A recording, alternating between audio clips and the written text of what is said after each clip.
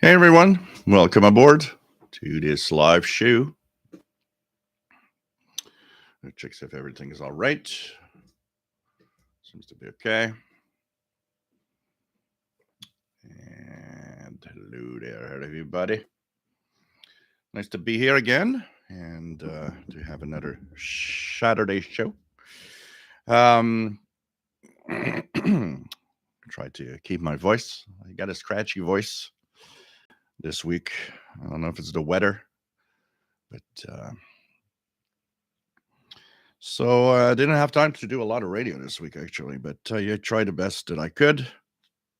We're going to talk about WRMI. We're going to talk about a few things. I'll have a couple of reviews also, so that's all coming up in a few seconds. So I am trying something different this time around. I'm trying to have the chat on my tablet to make it kind of easier to manage and keep the end of the chat there. So if there's an emergency and somebody's telling me something, I could see it live there while I'm trying to catch up here. So, hey, everybody, welcome aboard. This is the Saturday live show. We are here, of course, every Saturday at 4 p.m. Eastern Daylight Time. That's 20 hours Universal Time. We talk about radio, shortwave radio mostly, but radio in general and anything that is around radio in general. We, of course, have my name is Gilles. I'm located in Montreal, Quebec, Canada. And we've been doing this for quite a while now. And actually, I believe that the channel is actually 10 years old today. If I'm not mistaken, October the 1st is when it actually was created, 2012. So it would be 10 years old, I think, today. I forgot to check the date, but I do believe it's today that channel has been created. Actually, I can check that out here in a second. And go here. So, channel creation date, October 1st, 2012. Yes, indeed. Indeed, we are 10 years old today. 10 years ago, I didn't think that we would be like this, and that we would be at a decade of YouTube radio videos. Pretty crazy, eh? And I didn't think I would do live shows either. So yeah, today it's 10 years today. So let's have a old cheers here. Cheers, guys. Standard vodka cranberry juice. So wow, 10 years, pretty cool. Which means also that my tech channel is also 10 years old. They were created the same day. So my tech channel that I take care of is also 10 years old. So there's a chat room if you want to join in and have fun with a lot of people that I love radio. And, I mean, it's a great, great gang, and it's pretty cool. We, of course, have also a Facebook group. When the channel is not on the live show, you can, go to the Facebook group, and there's a lot of fun people there. Sometimes we need to put things in order. I put a little post this week. We'll discuss that a little bit. Removed a few people also. So anyways, it's nice to have all of you here. And basically, it's really, really nice to be here and have a lot of fun with radio, talk about radio with you guys. So, Jay Watterson 69, nice to have you here. We have Gabrielle from Uruguay, nice to have you here. Matt, Denver, Colorado, nice to have you on board. We have Masters Plays Radio and Television plus Gaming in Morgan City, Louisiana, WA5107 SWL. We have Archer's Alley Crafter's Kitchen. We have from Massachusetts, we have Rob in Phoenix, Arizona. We have a VA3 JPX. Nice to have you here, James, from Ottawa. We have Kevin. Nice to have you on board from Rainy, New Jersey. And rereading some science fiction. Pretty cool. Robert Cross, nice to have you here. Randall Klontz, nice to have you here from Northeast Illinois. We have Chuck, nice to have you on board, and 5KVO in beautiful sunny South Texas, and where it's currently 88. Serge, nice to have you here from Switzerland, around 10 Celsius over there. VT Radio, Paul, nice to have you here from Northern Vermont. AA1SU. Fred Waterer, nice to have you on board, Fred. We have Dwayne, nice to have you here from Northeast Tennessee. And we have RJDA Dakota, nice to have you on board. WA0113SWL. We have the Rorax, nice to have you on board. I wonder if you do any medium wave DXing, especially since many stations were off the air due to Ian. I do some medium wave DXing from time to time. It's not a major thing for me. A lot of the medium wave DXing that I do most of the time is when there's some station that does a test and is off for maintenance and stuff like that. But I know that I should probably do more medium wave DXing, especially since I do have quite a few radios here that are pretty good radios for medium wave DXing. It's something I should really get more into. I know that we have surprises sometimes and hear things that, I still remember a couple of years ago when I heard Radio Rebelde from Cuba, and that was the first time I heard Cuba on medium wave. So it's kind of interesting. By the way, guys, I'm receiving WWV very, very well on 25 megahertz right now with their tests.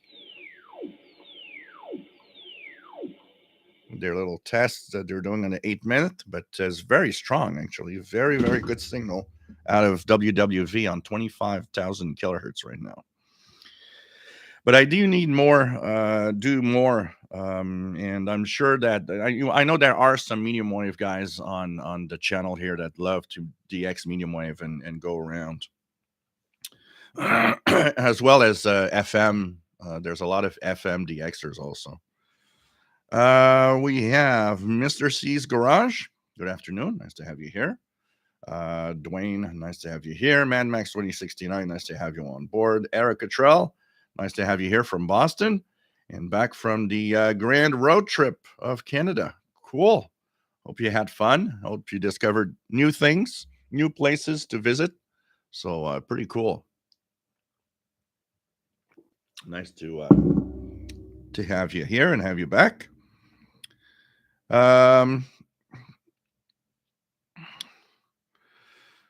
Go back here.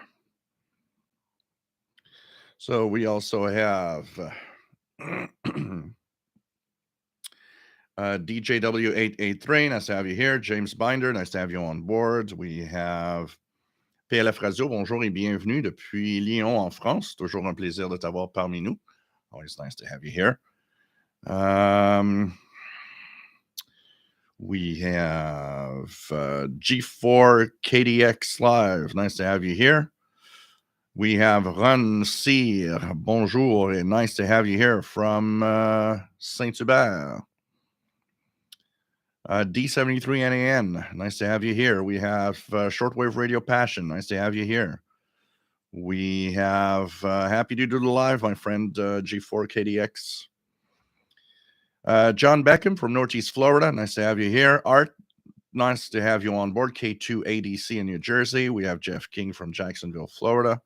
Hope the hurricane didn't hit too hard there. We have Dirk Boone. Nice to have you on board. Snagged an ICOM ICR 75 and cost about 500 Canadian.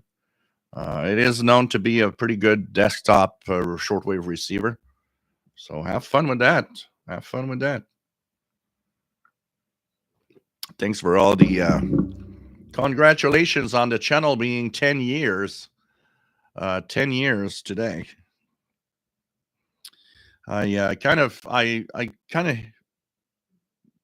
of came to mind as I started the stream. I was like, whoa, this channel is 10 years today. Daniel, nice to have you here from Dublin, Ireland. Sheila, nice to have you here from Belleville, Ontario. We have Greg, nice to have you on board, my friend. We have Neil, nice to have you here. And says, what drove you or inspired you to start on YouTube?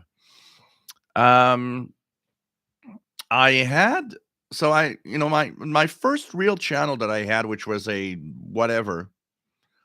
I actually opened probably somewhere really at the beginning of YouTube, at the beginning of all of it, and it had all sorts of videos, but not a lot because I didn't have really a good camera and anything. And we're talking maybe 2008 ish, 2009, somewhere over there. And basically, it just stood there doing nothing. And what attracted me in a way is to dedicate channels to a subject because of something that came up. I got an email around 2010, 11, 12, probably to 2012. And it told me, oh, by the way, you can do you can monetize content if you want on YouTube. And I'm like, monetization, making money off of YouTube, really? Huh. So basically, I started thinking, okay, let's create channels of stuff I love. And if something happens and it goes well and all of that, and let's go for it. And if I thought if it just doesn't really work out in monetization stuff, at least I'll have channels that talk about subjects I like. So the idea was to let's start by doing videos and have fun, and we'll see what happens with time. And this channel grew, the tech channel grew also. And you start with your first few subscribers and your first nickel that you have monetized, and slowly it grows. And then you go, and you reach 1,000 subscribers and 10,000 and so on. And I just continued, and as it was growing, I was growing. um the the like I became more and more intense. And as the monetization increased, also it helped me do one thing also that's interesting for you guys is take some of that money to purchase radios so that I can review the radios and stuff like that. So it became something that is now today my main job. I that's how I live. The main driver is, of course, the tech channel, which is much more popular than here. But here it's growing. It's growing fast, and it's surprising. It's very surprising. And how about making videos and making money out of what you love? Nothing better than that, and doing it from home too. So I just hang in there and hung in there, even though it takes time. It took time for it to grow, really. A lot of people look at the viral videos. Viral videos, yeah, you'll make a lot of money on a viral video, but it drops fast. And then after that, if you don't have any content, you got nothing 2 years from now. A real good channel will grow slower, but will always grow and always have some interest. And there's more and more people watching and so on. So, that all of that together pretty much. But even before monetization, there was part of there was an attraction. I had an attraction towards YouTube in a way, thinking, well, um, it just started off as let's have fun. And this is what I tell anybody, um, anybody that wants to start a channel. It's Have fun. Start by having fun, and you know what? You'll see. You'll see what comes out of it. What else do we have? I need to make a cake with 10 candles for the YouTube channel. Yeah, maybe I should do that next Saturday. Have a cake and have candles on it. And what else do we have? Yi Wong, nice to have you here. Neil Rigby, nice to have you here from the UK. Jack Benvent, nice to have you here from New Jersey. Keegan DeXter, nice to have you on board from Arkansas. We have Raymond Martin, nice to have you here from New Hampshire, W2CH. Miguel Angel Reyes, nice to have you on board, Miguel, from Mexico. Meta Lunar, nice to have you here. Penguin from Albuquerque. Johnny Sorrentino, nice to have you here. Wholly Unaware, nice to have you here. Sheldon Harvey from Greenfield Park, nice to have you on board. We have, as we go down and down slowly, try not to miss out on anything.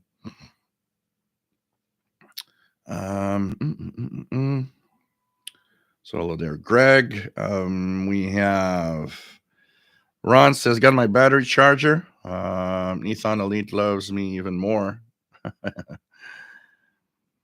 Brent, nice to have you here. VE3GXD from Ontario, Rockville, Ontario. Rusty Shackleford, nice to have you on board. Yeah, Sheldon, like Sheldon says, medium wave DXing is a fantastic hobby, a fantastic thing to do in the winter time as we're going into the longer nights now.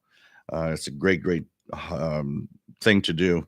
And there's sometimes, when we talk about our shortwave, sometimes people tell me, well, there's certain times of day or at night, particularly because medium wave is mostly a night thing. You're going to have, well, there wasn't much on shortwave last night. And what I'll often do or tell people is, well, if you find that at a certain time there's not a lot, you can go down to the medium wave band, try the medium wave DXing or long wave, go and see what's down there and see what you can hear, how far you can hear stations also. You could be surprised. And the portable receiver's internal ferrites are in general very, very very good with medium wave reception also. Skip Wave DX, nice to have you on board from the Catskill Mountains of New York. TFP Taloa Fishing, K5ASL, nice to have you on board.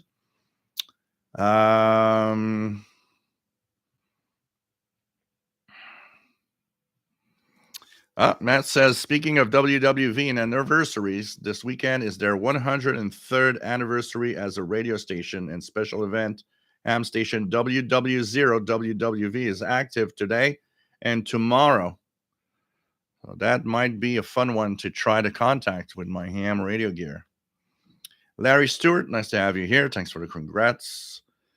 What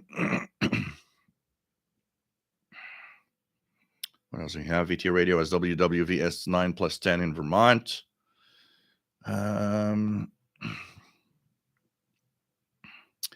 What else do we have? Let me go down here. Jim's Radio Check. Nice to have you on board. Saved by Grace. Nice to have you here.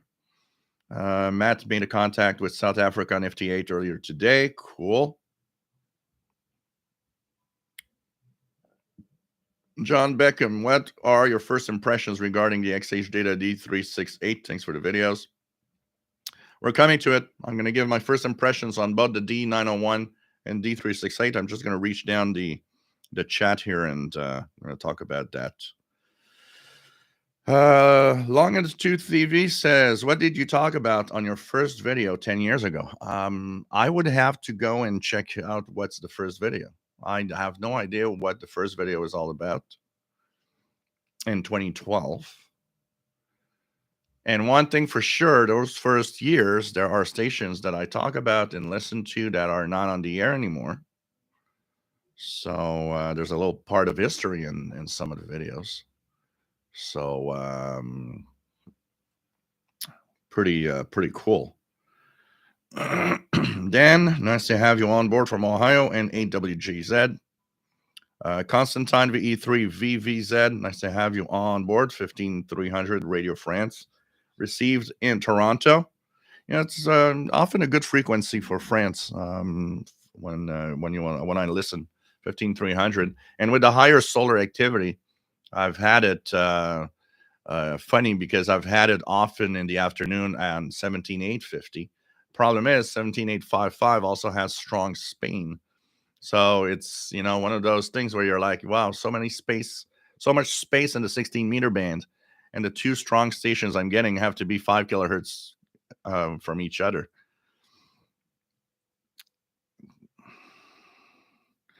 So Jeff King, congratulations. Outside of my power out for a couple of days. No damage from Hurricane Ian.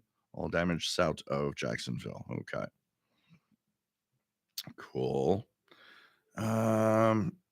Robert Cross remembers one of my videos reviewing the Greenwich satellite transistor. Yeah, that is not too old because the satellite transistor, which is here in the back, you guys could see it here down there.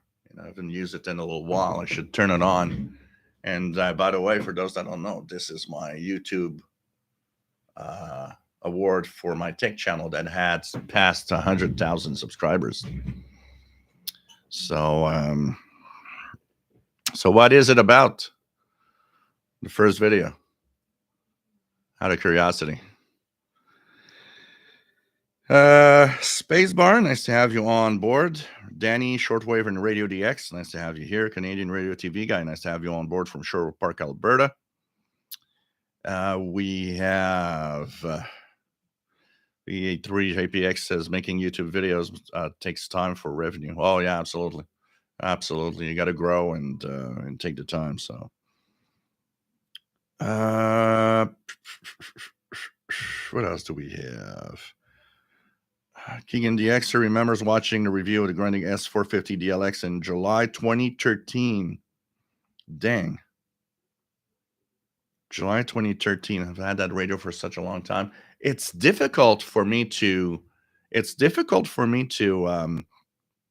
assess, how long I've been having some of the how long I've been having, the each radio. I that notion of how, it happened the first time with my ICOM ICRD 500. In order for me to find out when I got it, I had to dish out the receipt and look at the date on it, because I was kind of wondering, when did I get my ICOM ICRD 500, and it's around 2008, 8 or 9 that I got it. So it is interesting when you think about it. So it's difficult. So you tell me that S450 DLX is 9 years old. Wow. And it doesn't work anymore. That's the worst part of that radio, is just being on the shelf doing nothing. Doesn't power on. It powers on, but it doesn't do anything. It can't receive anymore. It seems to be bogged down somehow. I don't know why. But there's a lot of quality control issues with that S450. Some people were having them already dead in the box when they were purchasing them. Mountain Metaling, nice to have you on board. Just gonna try to go back here. So Mountain Metaling says, oh, I lost where I was. I lost where. Okay, here we go. I want to start my second channel. Not sure on the niche. Yeah, think about it. Think about what you love. Think about what you love, and it's always try to just have fun first. See if it works. When I started, and that was a rant of a guy in Finland saying that I was using that as a way to uh, to cheat, which is impossible to do on YouTube in any way. Um, I had I had some I had done many channels when I started in 2012. I created probably more than a dozen channels. The idea was I'm going to do all of these subjects, and of course, you can't do a dozen channels every day. And we'll see which ones are the most popular and what do I keep. And slowly I came to shrink that down and just um, ended up, just keeping two channels alive, really. Because what happens is that you end up noticing that you cannot take care of a dozen channels. It's impossible. The time that it takes just to create videos, it's like you just get to a point where it's like, whoa, okay, I'm gonna have to really, make things a little more easier. And so those old channels are still there, but they're channels that sometimes I think maybe I should go and just shut them down because there's no interesting content really in there, and often old content that was very dated, so which means today is useless. But it gave me an experience. It gave me, and then of course buying equipment. Started off with really just the laptop's camera, which was not very good. You get to a point where you have to choose and buy stuff to make things better. I bought, to make radio videos for a long time. I had a Sony Handycam, which was a digital Sony Handycam. It would record on an SD card, and was my first. I could do videos in HD, and after that, then came other stuff. I bought this Logitech camera, which is a really great camera because for the live shows, you got to have a camera, and so that was an investment in getting things done. You have and I've it's kind of interesting. The phones today, phones are really really amazing with their cameras to make videos. So a lot of the videos I make today just make it with a phone. And I bought this for the phone. I bought this tripod that holds actually a phone, and bought that on Amazon. And that's what I use. I just put the phone there, and so it's stable. And then use the camera of the phone to make the videos, and most often makes great videos. I could even make 4K videos with the phone if I wanted to, but boy, putting that on the uploading that on YouTube is it takes a lot of time. So um, so it's pretty cool. What else do we have?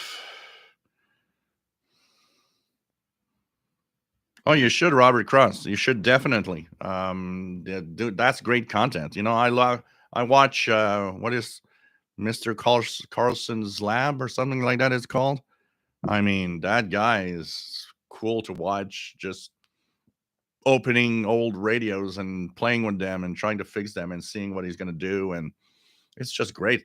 You should. I love videos where guys fix things. There's a lot of those that I follow, and I just look at what's happening.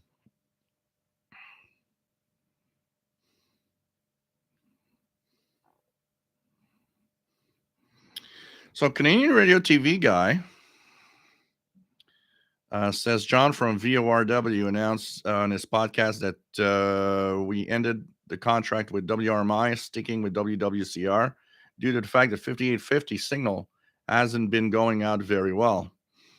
Yeah, 5850 is almost unusable now. It used to be, I don't know what happened. A it used to be a good frequency, and the it's now noisy and weaker, and it's as if something's changed. I don't know what, but it definitely isn't good anymore. Michael, nice to have you on board. Rob loves cake. PLF Radio, remember the live shows with a separate website for chat? Yeah, we were using an IRC chat room, actually, from a radio site.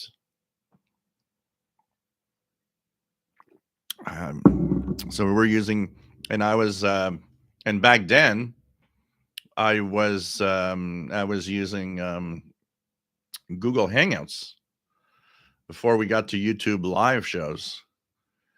Which is much better. YouTube live shows are better with the chat room and everything there, and the chat room that is still there, but you know. Say by Grace, what antenna do you recommend for shortwave? I'm currently using an alligator clip. It doesn't seem to be picking up a whole lot on its own. What could be the big problem for you could be noise. When it's not noisy, I usually just a wire, and when you clip it like that, works great. But if it's noisy, a wire clipped like that will not be very, very good. It'll bring in more noise than anything else. So same recommendation, which is almost the same as just an MLA 30 magnetic loop. It's not too expensive, and it in a noisy environment, it works wonders. John Hengstrom, nice to have you here from Sweden. Pretty cool to have you here. James Hyde, nice to have you on board from Wisconsin. Dirk Boone says, I bought a 1970 Grunding Yardboy 210 back to life today. Put 6D cell batteries in it and fired up nicely. Not bad for a 50-plus-year-old radio. Yeah, the Yardboy 210 is what this is. This here, the name on this one is the if you guys can see it right here.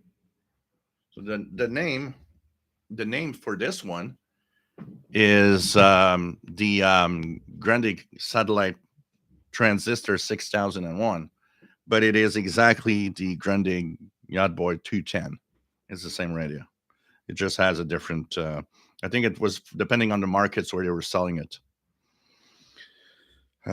Definitely surprising for 50-plus-year radio. I have to say that what is the most amazing thing on that radio is its frequency stability and how precise you can actually tune. But boy, that thing would cost. I calculated that radio at the price it was back when it was sold in 1969 when it came out. Would be equivalent to buying about a $1,200 radio today, $1,200 today in equivalent. Danny Shortwave Radio DX rebranded the channel and made the one about radio. This one about radio, my original channel account, is now a cryptocurrency. Huh, okay.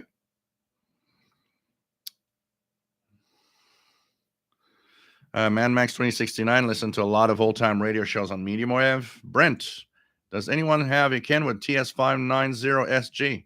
If so, is it a good radio? Worth the price? Matt says, I've had very little luck with medium wave DXing, and that supposed big gun Japanese stations that others in Colorado report getting are truly non-existent for me. I don't know if they have special antennas or what. Something I need to figure out this winter. A lot of very serious DXers um,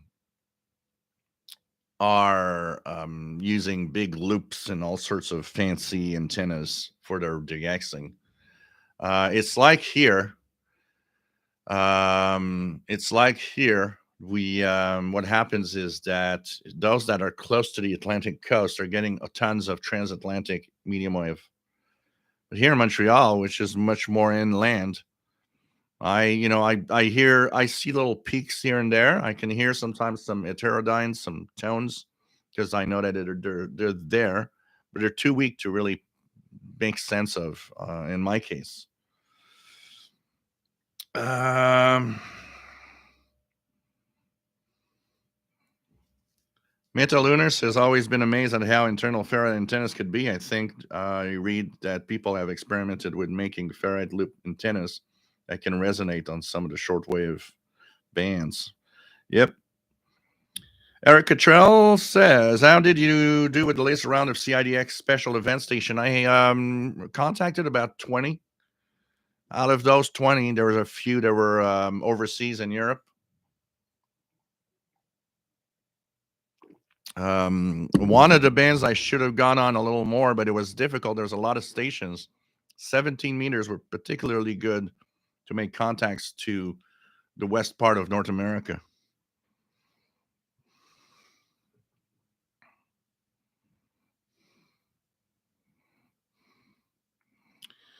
What else do we have? Matt says, I was missing Voice of Greece earlier when I was scanning 31 meter, which really is eerily empty when WRMI is down. And usually they would be quite audible this time in 9420. Yeah. What was eerily and very, very almost stressful Wednesday night when I was monitoring WRMI. Some of you were monitoring also, and you've noticed for sure that Radio Havana Cuba was also off the air.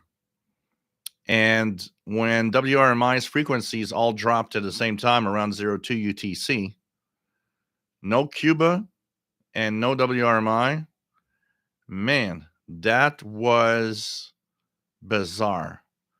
The bands were so quiet suddenly. It was like, wow, if we would lose both of those, North American evenings for shortwave would be a rough thing. There wouldn't be a lot of stuff to listen to because a lot of the things we listen to are relayed on WRMI. It's scary. It's scary. It gave kind of a advanced look at what the bands could be if all of that would go away. So my first video, the BBC on 13 meter band. Wow. Okay. Simon Templar, nice to have you here.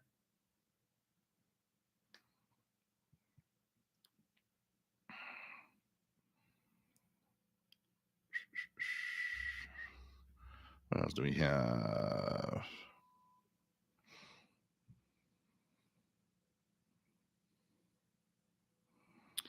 Here in Canada, Metalunar 1610, I believe, is not assigned.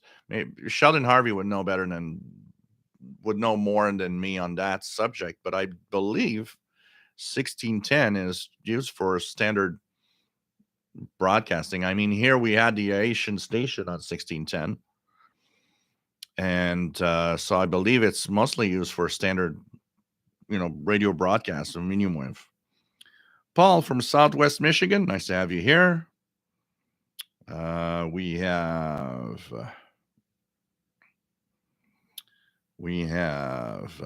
go down here. Dave, nice to have you here from New Hampshire, WA1UJA. Fredwater, I think I have 5 Gilles related windows open Saturday afternoon. All Gilles all the time. All Gilles all the time. Yeah, Archer's Helicopter's Kitchen. his content definitely, I that guy in Finland, I was subscribed to his channel because I thought that the content he had was good. But then he started going crazy over everybody else. He was clearly frustrated that my channel was taking on more than is, and somehow he couldn't understand why. In his mind, his content was so superior that he had to be more popular. Um, and it's weird. The guy was kind of crazy. I can tell you that. And and a lot of other YouTubers that made radio videos, a few of them came to me and said, I'm kind of getting intimidated by that Finland guy. That's kind of almost saying that I'm dumb. I feel dumb by the comments that he does.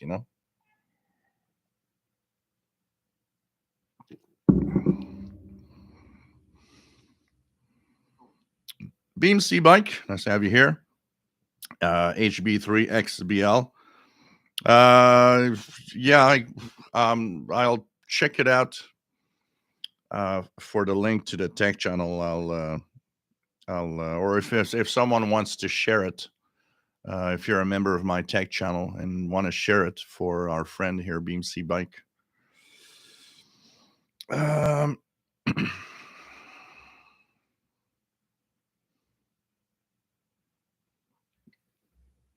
Danny Shortwave Radio DX. I remember when you made that video. I know you have over a dozen channels. I subbed a few of them. Yeah. And I've over time I just left some of the stuff away. Man says, I'm glad the guy went away. It was weird when his one comment on a video of mine disappeared sometime after his channel did. Bizarre. He was a bizarre guy. Definitely. Yeah, but it can be done, Mr. C's Garage. It's surprising how it can be done to make videos on just with a smartphone.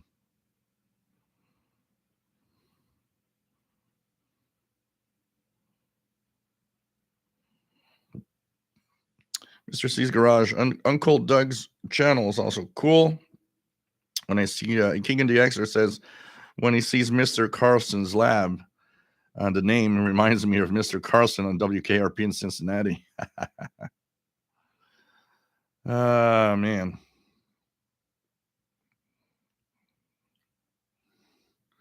So yeah, thanks for the congratulations, guys. For those that weren't here earlier, 10 years of YouTube today, exactly. This channel was created October the 1st, 2012. When you think about it, it's almost crazy. It's like, wow, I was 10 years younger. I was 43 when I started. I'm 53 now. And I see a difference when I look at the oldest videos where you could see my face. I look at myself and I'm like, I do, yeah, okay. There's a younger face there, 10, 6, 7, or 8 years ago. It's kind of interesting to see. Uh Dave QCWA on 3913 at 8:30 a.m. I will be there. WA1UJA. Francis Moore, pretty bad about BBC cutbacks on the World Service. Definitely, the cutbacks are crazy. In my opinion, crazy stupid. It's definitely a lack of money. The fact that they are cutting the license fees and stuff. BBC is kind of not going to have enough cash to continue. And what they're cutting is sad because they're cutting a lot of broadcast to countries where the internet isn't that great, and a lot of people don't have internet access, and that radio is really much more important.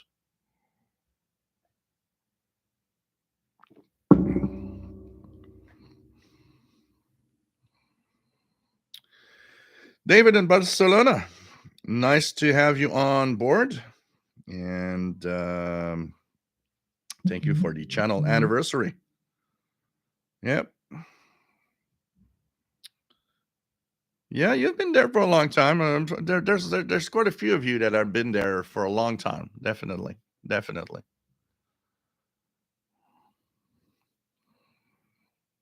What else do we have? Master Players Radio and Television says we could lose KBC at the end of the year. Yeah, they're funded pretty much by their viewers, and if they don't have any input for money, they are they are.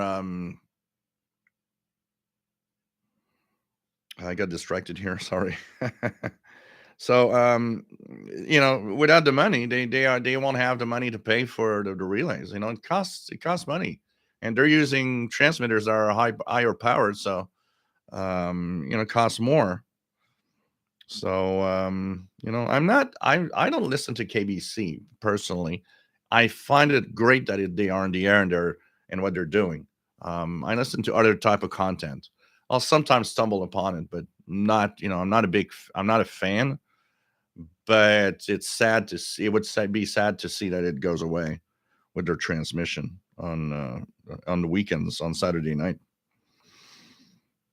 Um, let me just go down here. Tom E. Hill, nice to have you on board from Northern Wyoming, Wisconsin. Sorry, Wisconsin. 73.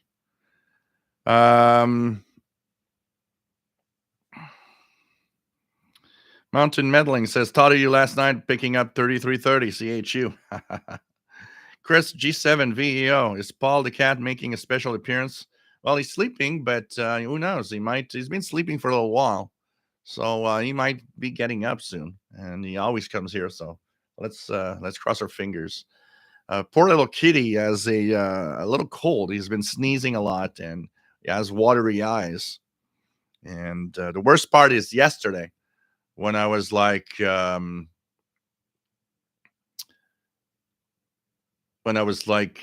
bed and he looks at me and it's like I'm petting him and he sneezes in my face. It's like, oh, it's disgusting.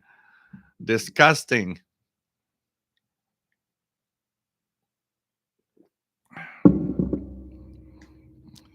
Jim from Rhode Island, nice to have you here.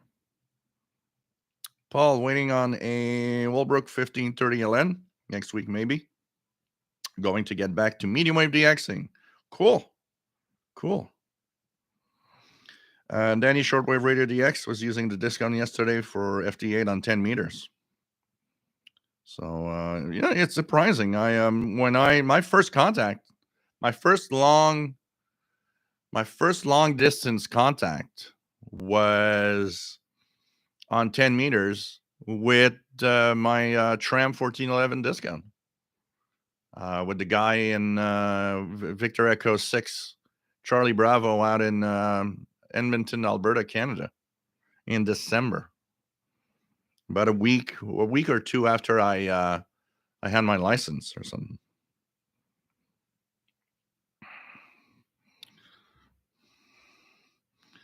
Keegan DXer. All jail all the time, same channel every time.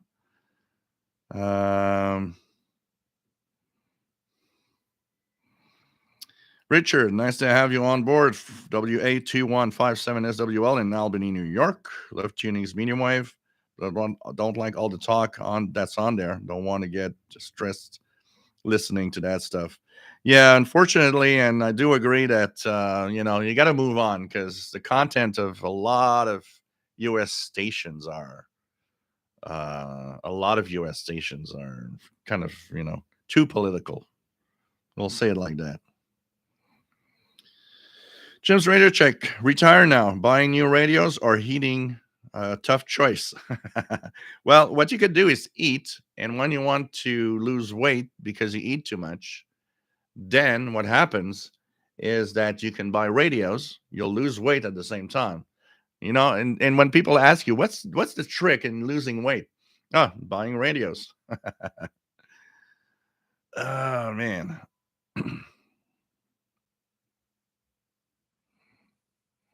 Ron says Hurricane Ed was up. Got the notice vid you posted. See how help a lot in the hobby. Amateur radio is great for that. It's totally great for that. Um, it's made for helping out in times of danger, in times of bad storms like hurricanes. So what else? What else? Chaz Stank, nice to have you here from Louisville, Kentucky. Roberto Rojas, nice to have you on board from Argentina. Chin Chin, my friend. Chip, nice to have you here. I see you bought an Eton Elite 750 recently. Is the Elite just a Texan PL660 with a better case and better knobs? It seems to have the same display, only bigger. Display is not exactly the same. There are some indications on it that you don't have on the PL660. The Eton Elite is a worse radio in many ways. Apart from being bigger and having bigger knobs, all the rest is worse than PL660.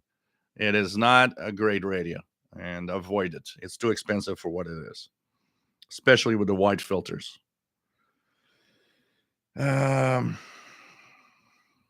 Oh yeah, ours was Crafter's Kitchen. That was his thing at the end. It was you would go on other guys' YouTube channels and start correcting whatever you said, and it's like, come on. And he would do videos treating you like you were stupid. Sheldon Harvey, CHHA broadcasts at 16:10 a.m. in Toronto, owned and operated by San Lorenzo Latin American Community Center in Spanish language. Yeah, because here in Montreal we had when the Haitian station came on here, they installed their little loop antenna here, not far from where I live. They were on 1610 with 1 kilowatt at the time. I know that it's a frequency where you have to be pretty low power. It's like 1 kilowatt or something like that. But $100 Crafter says, never thought I'd have the over 1,600 subscribers I have now. Talk about stuff and let it go, and you'll be surprised. We're at what now? We're at let me just check it out here for a second. So my channel at this point here, I'm just going to check it out again. Where am I on subscriber count? So I'm at 38,400 subscribers and 10,182,000 video views. The number of videos that I have online, guys, 6,479. So in 10 years, I've created 6,479 videos. Youch. And my tech channel, if I look at my tech channel has 106,000 subscribers, 43 million video views, and 6,700 uploads. So pretty much the same amount of videos. So both together, I've uploaded 12,000 videos in 10 years with both channels together. Crazy.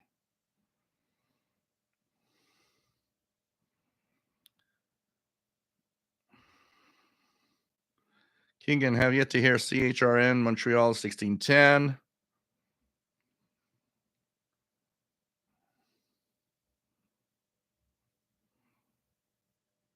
Who's the Finland guy?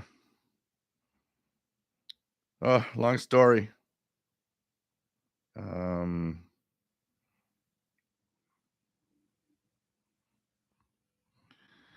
He's Canadian Radio TV guy. He's a guy that made videos, very nice good, really well done technical radio related videos. And it is kind of interesting to see that he completely lost it at some point. He definitely was. He definitely was frustrated because he thought he should have more views and more subscribers than anybody else. I think it's more of a jealous guy. Thomas Olson, nice to have you on board.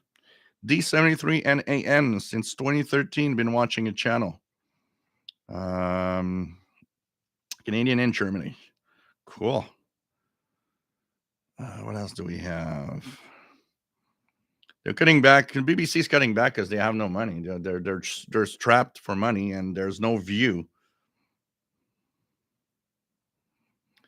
Dave Johnson, news, a shortwave listener. Could I have had received USA Liberty Radio on 17880 past Wednesday 1300 Zulu, transmitting from Thailand. Where are you located, first of all?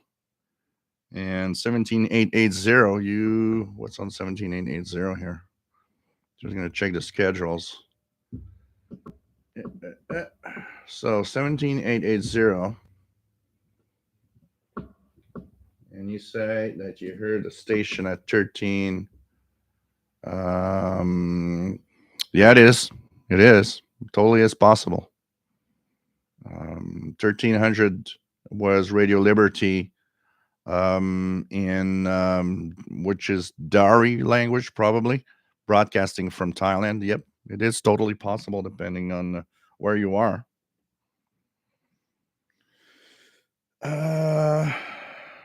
Francis Moore had a relapse, bought a Belka DX.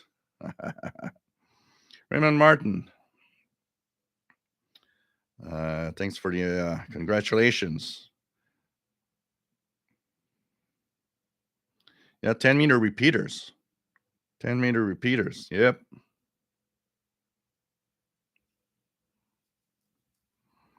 King DX series, Orange Cat, with a short tail called Short Stuff. Has a runny nose early this afternoon.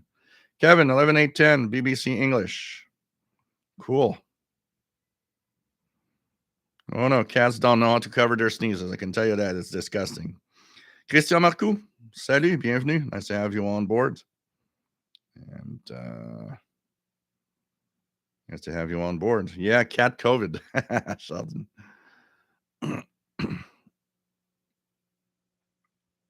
Thomas Olson, by the way, Todd, what group can we support your stream financially? Through what group? Oh, you can, there's the super chat here that you can use, and that you can give me an amount of money. I do have a PayPal account, but I'm not really asking much these days. I'm pretty okay with all of it. I would say that if you want to do something, just do it through the super chat here, and that's fine. Kevin Murray, nice to have you on board. KK7HGD. What else do we have? Simon Templar started watching not too long after I started. Yeah, a lot of you guys have been there for almost from the beginning. Francis Moore saw my first broadcasts with the ICOM ICR 8500. Wow. Canadian Radio TV guy. Yep, the WRMI lost power on Wednesday evening, local time, about 10 p.m. here, Eastern time, 02 UTC. And the latest account that they have is they are hoping to get at least one or two frequencies up and running later today. So I think the best is to check some of those frequencies that they have. If I look at 15770, there's nothing. 9955, it's nothing. So right now they're still off. They're trying to fix the damage that was done. So with a little chance, Matt REE coming in very well, spite of the season at 17,855. Shortwave radio passion today, great propagation at 10 meter band. What else do we have here?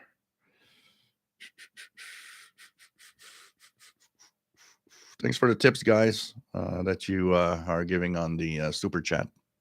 Much appreciated. Scott KC2C80, are you on Echolink? I've used it once, but I'm not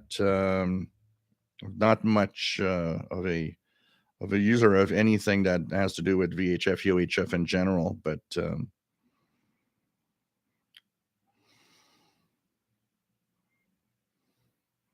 Raymond Martin received a public information announcement on 1710. Billy Jack's Wild America, are there any single sideman radios around $50 price? Would like to put in a hurricane back for some friends in Texas. You'll have to dish up a little more than 50 US. The first single sideband capable receivers are more in the 70-ish, 75-ish dollars range, like a Texan PL330. King and DXer, yep. Well, Radio Havana Cuba was off the air. Radio Rebelde was off the air that on Wednesday evening. David, I recall one of your first videos I watched were about the best portable radios for every price range at the time. I was interested in a PL600 as my first ever SSB receiver. Time does fly, definitely. Oh, man. Two Broke Tim. It isn't the sign of the times. They are cutting languages that nobody will hear the BBC anymore because their digital, their idea of being digital on a lot of the languages they are going out of is just showing that they're cutting off a lot of people not hearing them anymore. They're cutting languages that are in countries where the internet isn't a thing, pretty much, and most people don't have home internet or have enough. So it's not a sign of the times. It's just a crazy, stupid cut. It's much more that. It isn't a sign of the times of cutting shortwave. Has nothing to do with that because content on shortwave is important for a lot of countries. You don't see that importance because you live in North America. You live in a place where you've got everything like you want. If you want it on the internet, you got it on the internet. But you don't see the big picture. And the big picture is that a big chunk of the world needs the radio because the internet isn't there or enough to compensate anything. So this is stupid cuts. It's not even a sign of the times. It's they don't have money, they're cutting somewhere. And that's where they're cutting.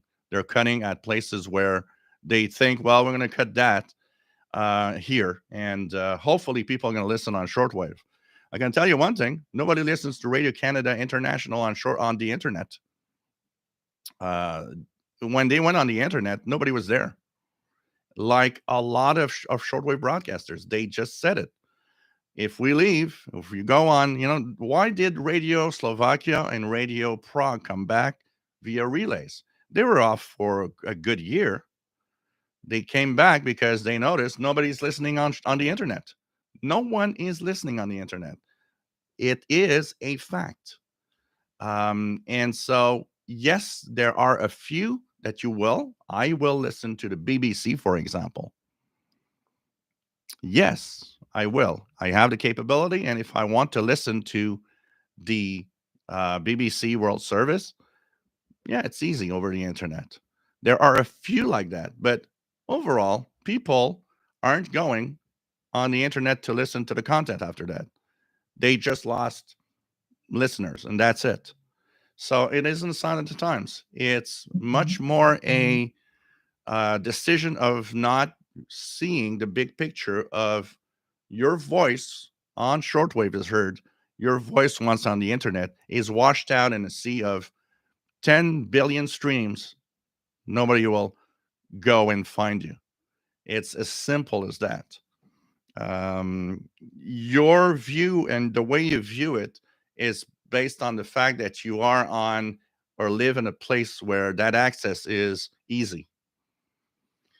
But the majority of the world is not like that. The majority of the world, that access is almost impossible online. And the only way you got a voice is to have it on shortwave. But to have shortwave, you have to put it on the air on transmitters, costs money. And what happens is governments have pretty much no view or aren't interested in that simply because it's money that they could put in something else. So the BBC cuts are dumb. They're not even Son of the Times. They're just plain dumb, stupid cuts.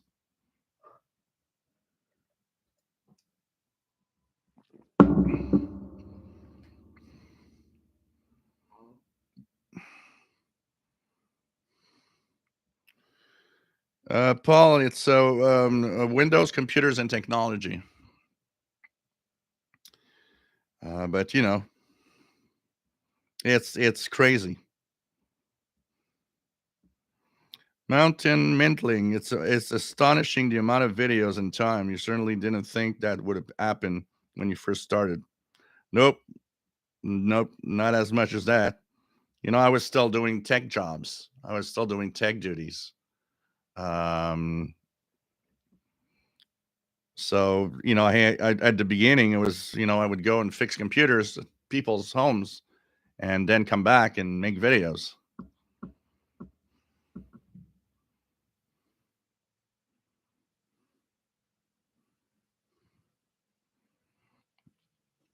Billy Shanks, Wall America. Yes, I would. I would. That is a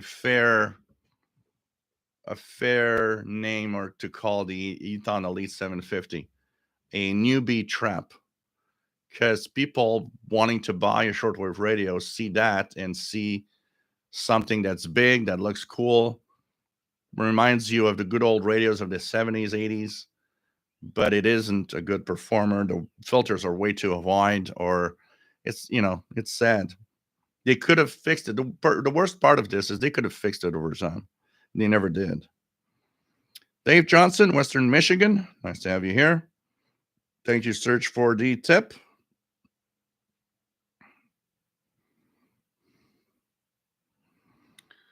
Yeah, Matt, exactly. It was immature.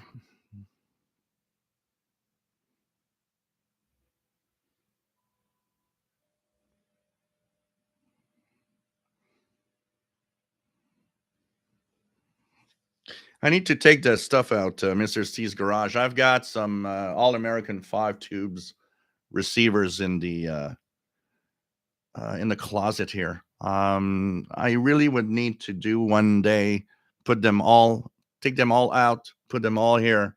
Some of them are in good working order. Some need some fixing, but I do have the oldest one I have is I got an AM radio from what I believe is around 1949 in one of those radios. Most of the others are more like 60s ish, all American fives. So, what else do we have? Mr. Squirrel,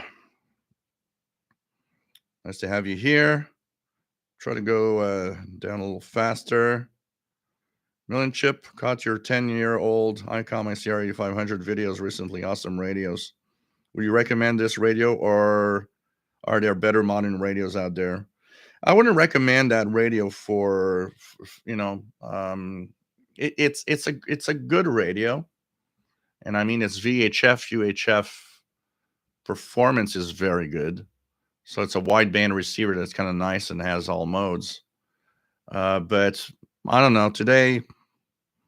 If you're looking for communications receiver that can do single sideband, it's for shortwave. It's good, but it's not as good as when I got that um there's I started listening to shortwave on the ICOM, and I was used to the Kenwood R5000, and I immediately noticed that the Kenwood 5000 was superior on the shortwave bands. Um, but it was still quite good, quite good. Um, so I don't know. I'm not sure I would recommend unless you get it at a really good price. What else do we have? Francis Moore, you think Texan will bring out a new SDR radio in the future? You know what? Where I doubt that would happen is the fact that they're not. Look at all the radios they bring out. They all are with the same displays, no RDS. They kind of almost recycle the same stuff, which leads me to believe that they're not investing in much of newer technology type receivers. I would love to see Texan come out with an portable SDR stuff, like some kind of a malahite of their own, or with the display, with the waterfall and everything, would be great. But for some reason, I don't see Texan going there. Danny Shortwave rated DX. Remember the kitchen videos when this 102-inch CB whip videos. Oh man. Oh man. Can I receive 7265.4? 7265.4.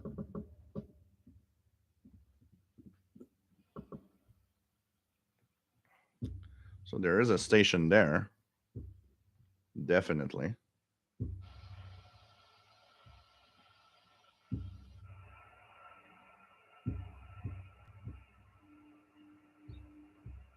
On my SDR, it's actually directly on 7265. Not strong enough over the noise, though, to make out anything. But I do have a signal there. And if we look at EIBI space, 7265. At this time, what do we have?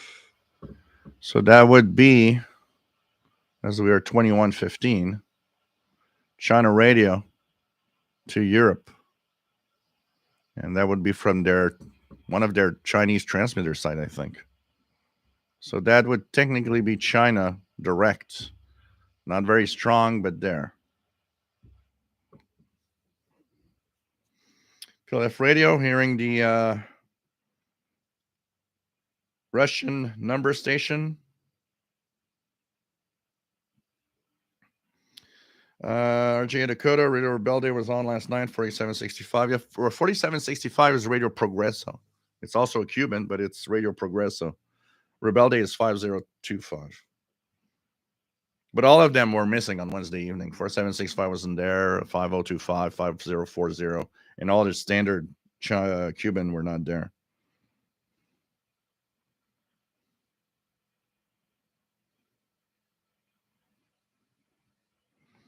Yeah, when she did the harp, when Amanda Don Christie did the harp stuff. Yeah, absolutely. VE3FAL, Fred, nice to have you on board.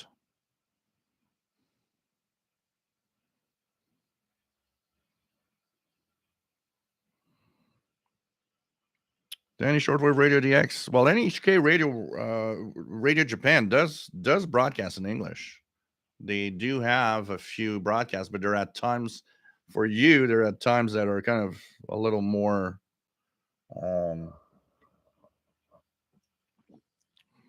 difficult, maybe to tune in. But I hear their English broadcast around, what is it? 0430, 05 UTC.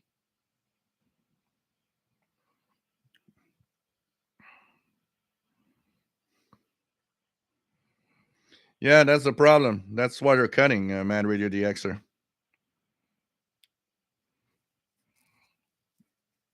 But check it out, Danny Shortwave. 0430, I think, or 05.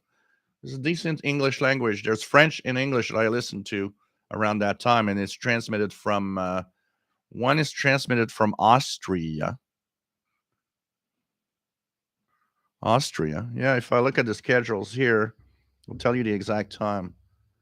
If you want to stay up late, they have different broadcasts weekends and weekdays. So it's 0, 0. Let me just go here. Radio Japan. So Radio Japan for on the weekends, like tonight, Radio Japan is in English. So Monday to Friday, Radio Japan is in English at 0430 UTC on 7355. And it's from the Issoudun, France transmitter site. In the weekends, so tonight, Saturday and Sunday, they are at 0430 in English on 6165 from the German transmitter site. So, and they, when propagation isn't too bad, they usually come in good enough for listening. So yeah, Mad Radio the Extra. That's that's the problem. They're cutting on content and cutting stuff because they know they're going to run out of money. They're not going to have enough money. Joe Michaels, governments can't afford the cost of electrical power for shortwave transmitters. Yeah, they can. They just don't want to. It's a different thing. Cliff Morris, I guess the question is what responsibility first world have to transmit to third world countries? Yeah, but the problem is you have to think about because there's no obligation. I get what you're saying, but there is also at the same time the voice of these radio stations like the BBC can drastically change the world we live in, because in a lot of countries having news is difficult. Having really trustable news of world events and what also is happening. The the thing is, it's important for countries to broadcast as much as possible to other countries for that reason. It is the number one reason why the Cold War had so many stations. Everybody wants to give his viewpoint, and that could change the world. We know that there's a lot of things that went into the factor of the Cold War ending. One of them was all the shortwave broadcasts, giving people that were, behind the Iron Curtain news that they really, really needed.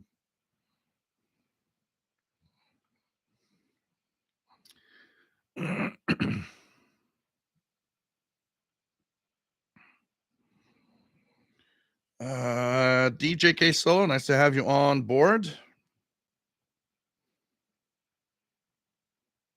This is quoting the same point in commentary on the radio world, a train magazine to the radio industry, that government can shut down the internet, but it's hard to shut down the ionosphere. Yep, definitely.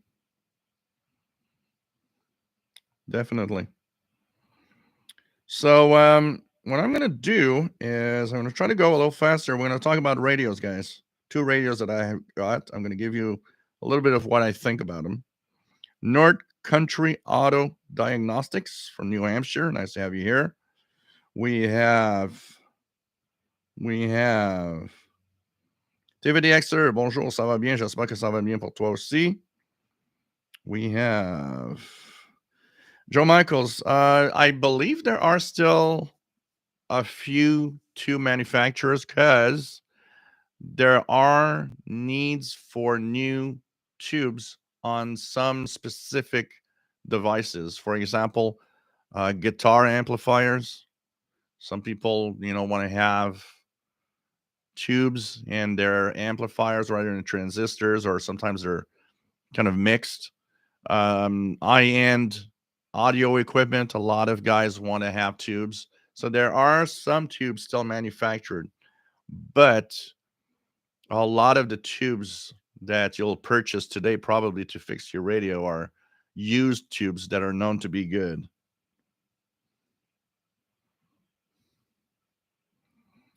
Thank you for the tip, Bob Raymond. S. Patrick. Thing about Ethan is the do have two good radios, the executive and the field radio. Yeah, they're okay radios, but it's sad that they and what the recent blender of this satellite HD is crazy. JDA Dakota, think some countries are reconsidering taking down their shortwave stations. Yeah, Central Africa on 6115, the Congo. I used to have one, David, but it was almost impossible to repair, and I ended up lending it to a guy that said, "You know what? I'm gonna keep it close, and if I can ever find what I need to make it work again, I'll let you know." Vince, salut Vince, j'espère que ça va bien. I'm just gonna check something here. I haven't checked the email to say hello if anybody is on the email, by the way. I always forget the darn email. Anybody to say hello on email?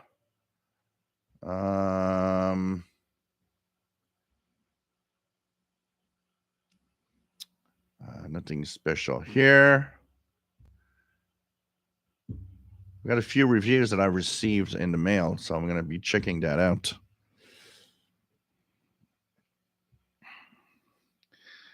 So what else do we have?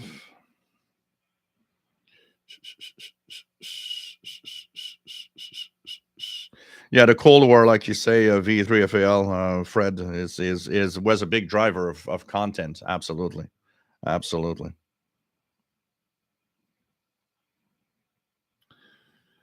Carlos, nice to have you on board from Mexico. Vince, salut, nice to have you here. Dolphin, nice to have you on board from the Netherlands. We have. Yeah, Robert, 7265 is meant for Europe, actually. So you should. That's why you're getting it pretty good. No problem, RJD Dakota.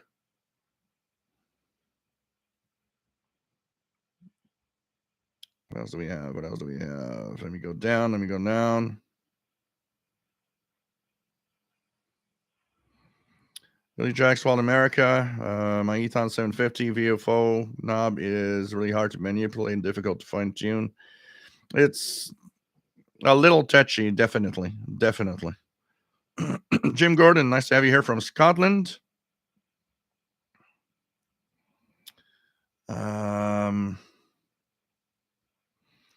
Canadian Radio TV guy, anything new with Amanda Dawn Christie? Any recent screen time for Spectres of Shortwave? I haven't heard a lot from Amanda Dawn Christie lately. One of the I know she's in New Brunswick now. She used to be very close, not far from where I live here, and now she's in New Brunswick. And I know that from time to time there are some little things happening here and there with the Spectres of Shortwave. But one of the things I know is that she got her ham license. She was in the same class I was last year, virtual class for the ham radio ticket. But not a lot of anything right now, radio wise, I will say. Ed N4 JVE. Move to extreme Northeast Illinois. Enjoying your show today. Thank you.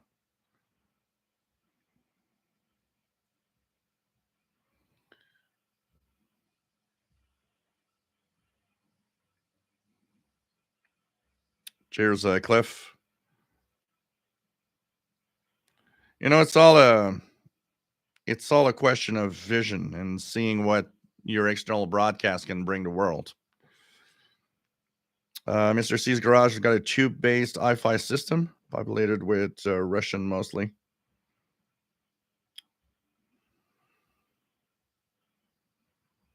Yeah, well, I think Russia, yeah, if I'm not mistaken, Russia, I think, is the last country where tubes are manufactured.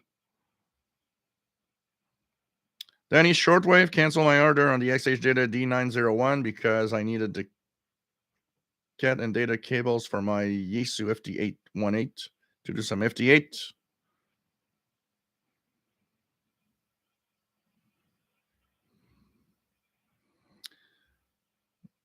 What else do we have? These garage tubes are manufactured in Ukraine. Tiberius, nice to have you here. KI5 PFA. So pretty cool. And in the process of getting a long wire external antenna for a Texan PL330. Cool. Cool.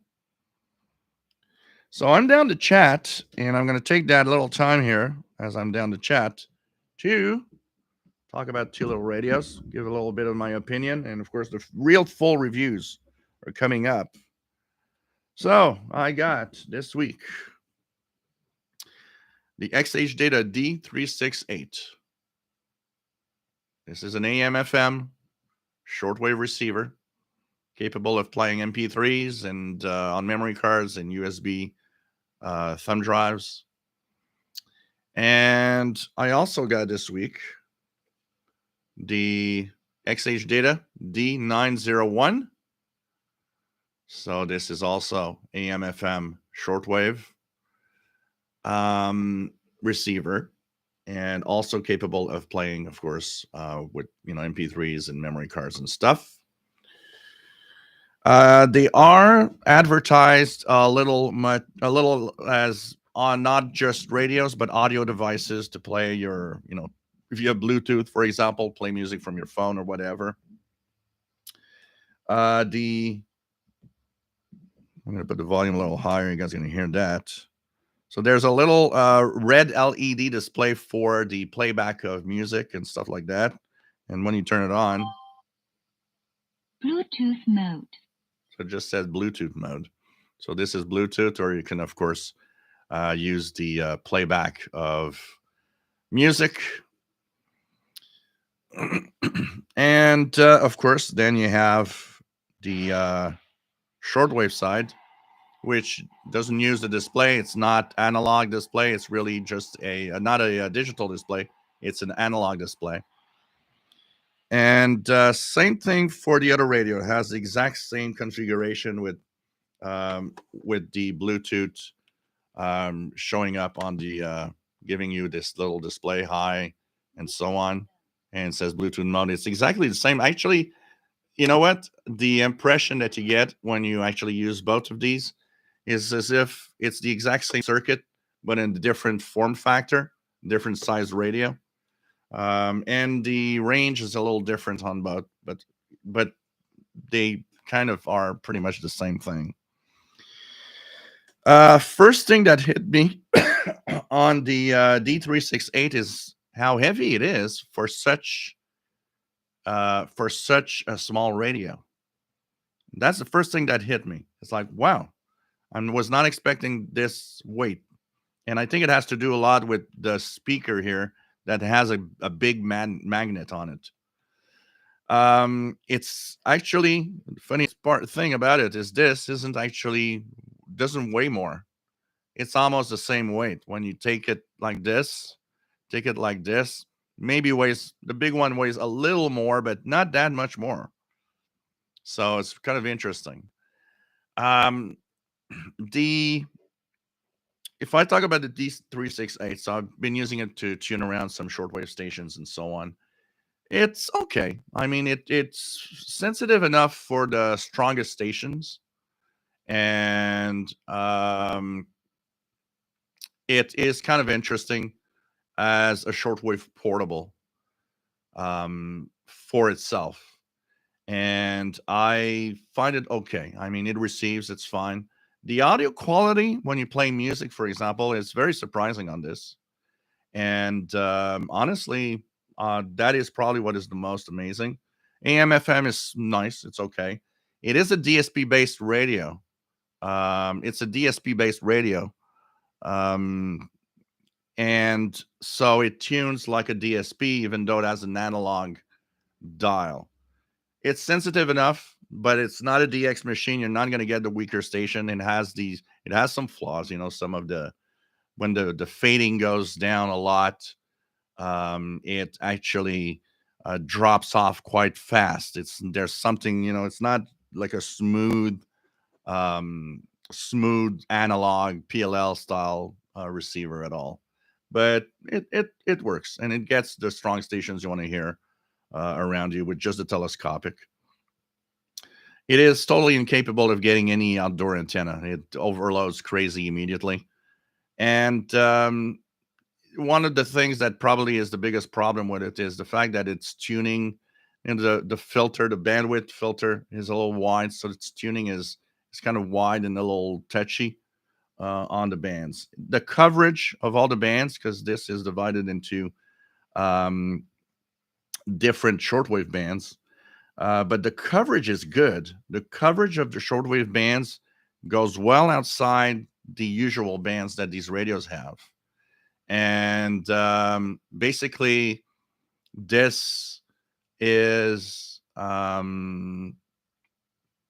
nice coverage. It gets, you'll get the WRMI frequencies that are out of the range and so on. So, it's okay. Um, and I'll put it in it's a nice little radio for the price. I paid 25 Canadian dollars.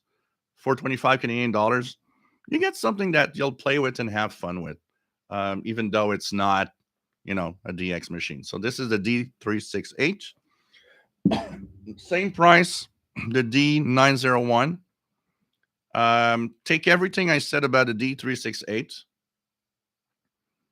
but with even though this speaker is bigger, the audio isn't as good. The D368 is actually has better audio than the D901. So that's the first surprise. You're like, well, maybe a big speaker is going to be better and so on. No, it's actually worse. It's not as good. It's not bad, but it's not as good. Shortwave reception is maybe a little less sensitive also on the D901. D901 and the D368 use a 18650 battery, but the 901 gives you the chance to put 2 D batteries. I can see this radio running for months and months and months on D batteries because it doesn't use a lot of power. I'd put this one in the range of, you want to have a battery operated kitchen radio that does AM, FM, and an extra shortwave with just enough sensitivity to get some of the strong stations. Yeah, that I would see this running on D batteries. I bet you're not gonna change the batteries very often. The range isn't as wide, but it's still quite good on most of the bands. Most of the bands are okay, but there's a few. If I look here at the range, like the 60-meter band, for example, you're missing out a little bit, especially on the top part. If you want to get WTWW, for example, stuff like that. So but it's sensitive enough. And once again, it's a DSP based radio, so it tunes a little weird when you tune around with it. And it plays MP3s and all of that. And you can pair it with your phone for Bluetooth audio. For $25, once again, fun little radio to play with. If I would not pay more than that, that's for sure. And that is definitely not radios that I would tell for somebody to buy for the first time.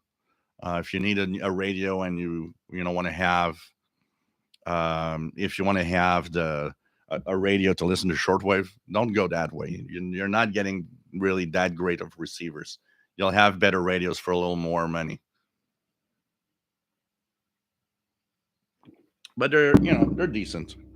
They're it shows you what today how it's very surprising how $25 gives you something that before 10 years ago, $25 you would have got the crappiest thing possible. Today you get something that's kind of interesting, honestly. Okay, what else do we have? Let's go down.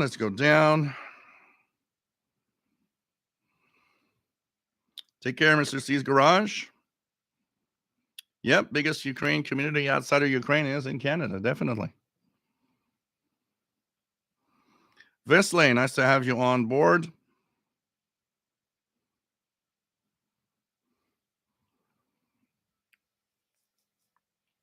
Mr. Shifter, why waste money on those two simple little radios when you could put towards a classic ICOM or similar? First of all, a classic ICOM is overpriced most of the time. And if you want to have good radios, I wouldn't even go into classic ICOM. I would just buy a decent Texan or a decent portable today that is as good, if not better, than a classic ICOM. It's as simple as that. It's old radios are old radios. I'll say it all the time. They're nice. A lot of the old Kenwoods and ICOMs and so on perform very well, but I would never, if I had a radio to buy, you'd give me the choice of an old ICOM or a much newer in technology Texan PL 990 or 880 or H501X. I'll take Texan anytime and forget about the old ICOM. I can tell you that. Today's radios are pretty amazing. For the rest, these are receivers that are not great, but they're fun to play with for the price you pay. What do you think about the frequency ranges? So, I think I answered all your question pretty much here, PLF Radio. If you have anybody, what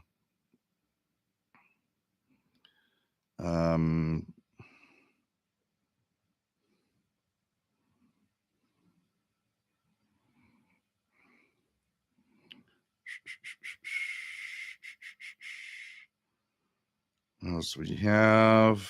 Okay. Cotis, glad to join your channel. Stuart from Sherbrooke, welcome aboard. Nice to have you here. Degen DE13, Jay Watterson. Yeah, that one is a surprising analog, I have to say, for the price.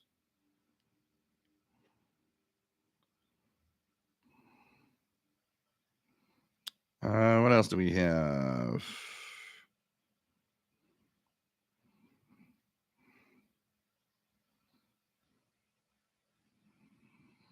Yeah, they're kind of fun. They're fun to play with. I mean, you want to just have a little cheap radio to play with and hear stuff. Honestly, um, you know.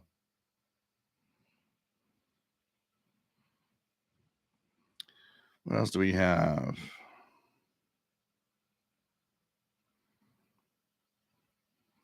So basically, we talk about shortwave radio and radio in general.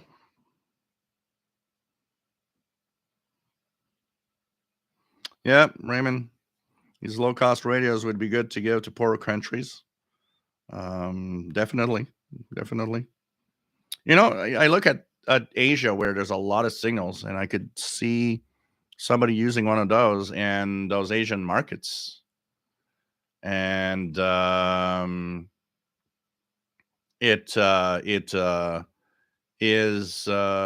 would receive a lot of stuff and would be great, honestly.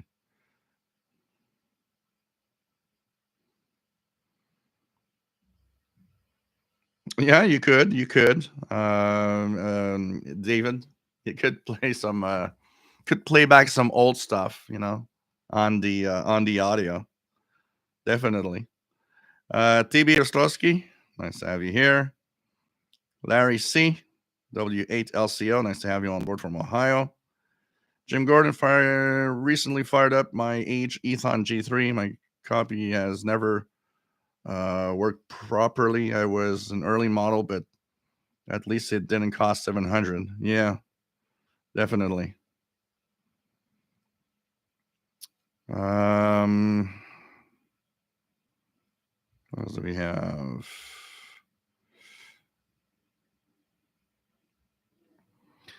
If you would have tried, Mr. Shifter, some of today's portables, you would not go to an old ICOM. I can tell you that.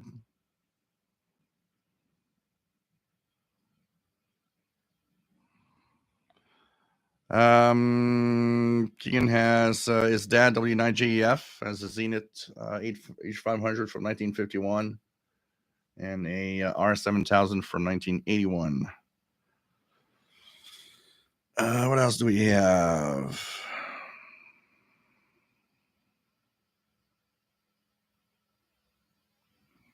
What else do we have?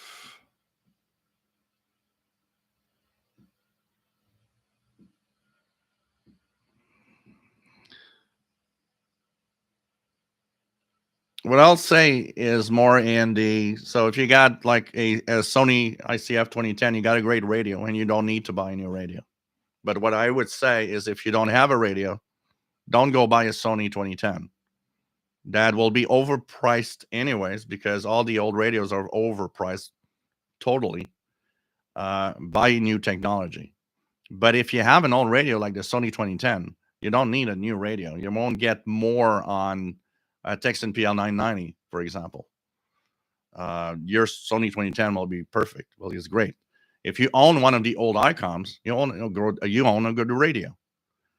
But if you don't own a radio, don't go the way of an old radio that is a used receiver.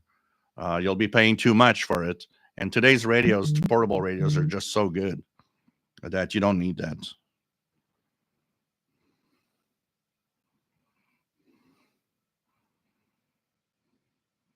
Um, Vince, already have APL 990. Is there another radio in this price range that would surprise me, or it's already one of the best? When you got a Texan PL 990, there's nothing much in that price range, or a little more or less than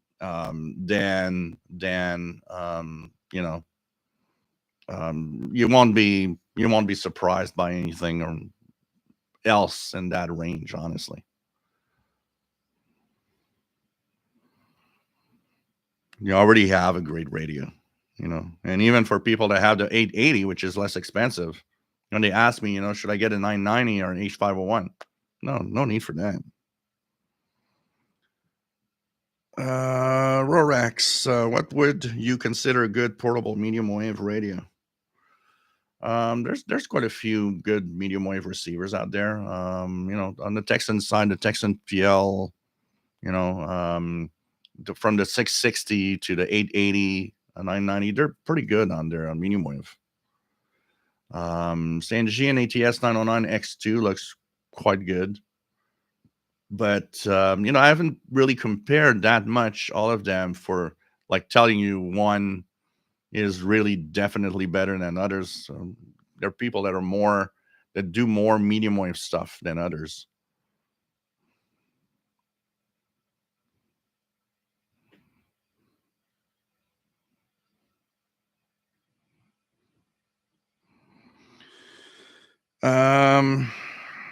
Mr. Shifter of radio spanning 50 years ago today, including SDR. Give me old ICOMs anytime. The more the merrier. But we're probably talking more in your case of you like these old radios and that's it. You like to use bigger desktop style receivers and all of that, and that's your thing. In terms of having fun with those radios, cool. I mean, it's perfect, but they're old radios, and I never recommend anybody buy an old radio like that. You're better off with a more modern portable if you're looking for either your first shortwave or a shortwave radio in general. But you're more probably in the I like these old radios and I like to play with them pretty much.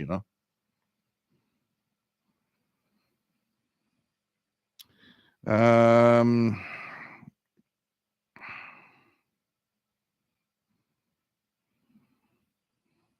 what else do we have here? Henry DXer, through my experience buying old radios, I could not recommend them as they broke down on me soon after. New Texan or XH Data is a much better choice, in my opinion.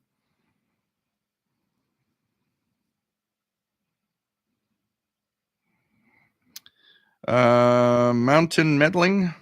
As much as I am deeply in love with the H501X, I wish I had a record feature in it. On the same note, I am deeply in love with my PL680. I'll shut up now.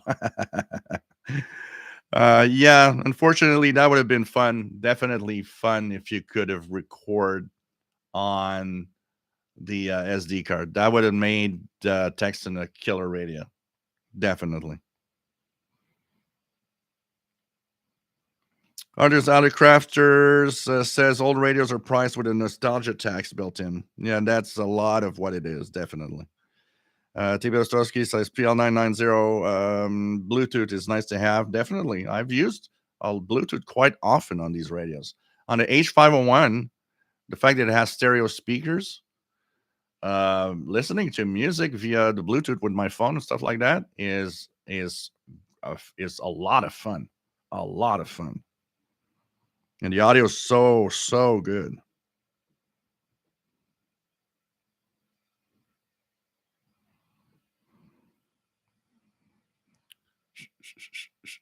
No, that's good, Raymond Martin, to have a friend that can fix your radios.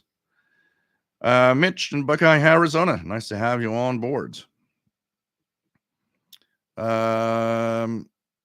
Icicle. Shortwave 100 got to trim the battery spring to prevent battery door breaking. Wow. Jeff, New Hampshire. Nice to have you on board. And hope everybody's all right. Yes, definitely.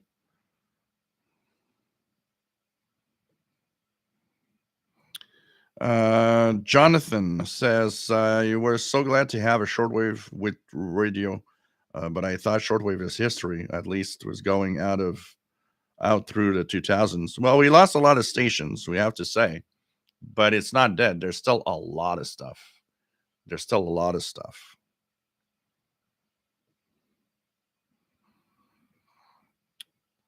Sean, did I ask you how does shortwave radio work? Well, shortwave radio works mostly by the fact that signals on the shortwave range, go and bounce off the ionosphere. So they can bounce off and go great distances, basically. What else do we have? Do you have any JRC NRDs? I've never had one, but I do have a Kenwood R5000. I do have an ICOM ICRD 500. And if I had to have a radio again, I would not go through these radios. They are great. They are sensitive. They do a good job at what they do.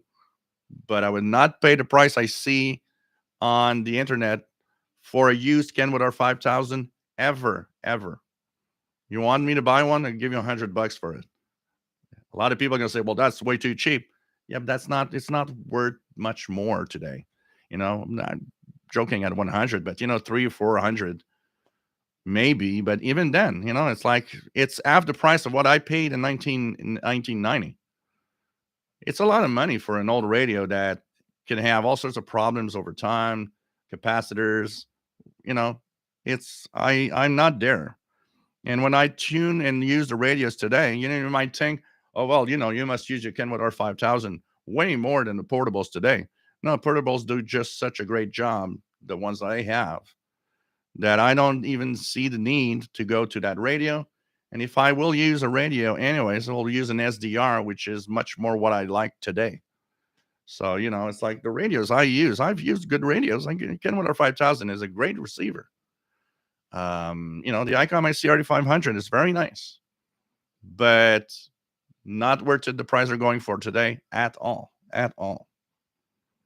You're not going to get on those radios anything that I can, that I'll have a radio here with the portable and I won't receive it. I'll receive it.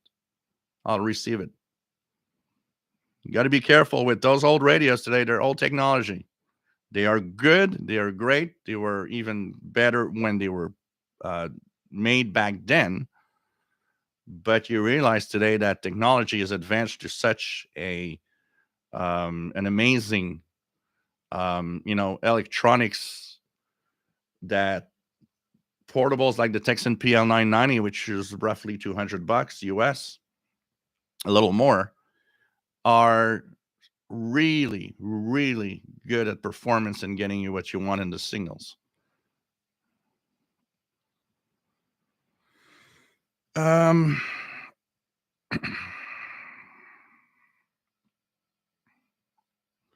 What else do we have?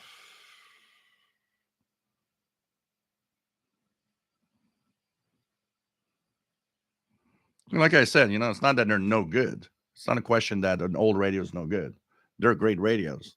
And if you get them fixed or, recapped and stuff like that, definitely, definitely they are nice radios to have. They're just not worth at all the price they're sold for.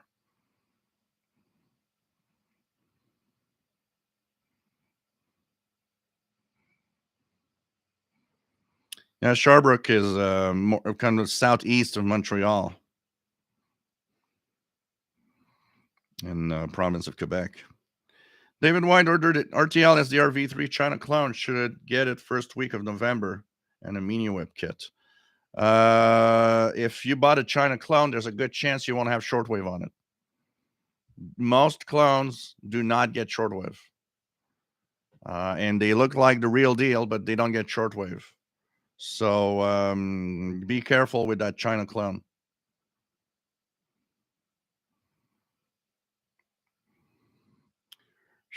What else do we have? Andrew, I do like an old rig and setup. And that, that's we're talking of a different thing here.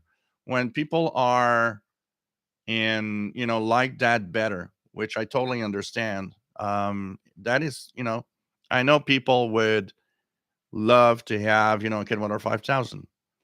And, that is a different thing. We, loving and using those rigs, and it's they're great radios, like I said. You know, it's all a question of preference, basically. A lot of it is that. Um,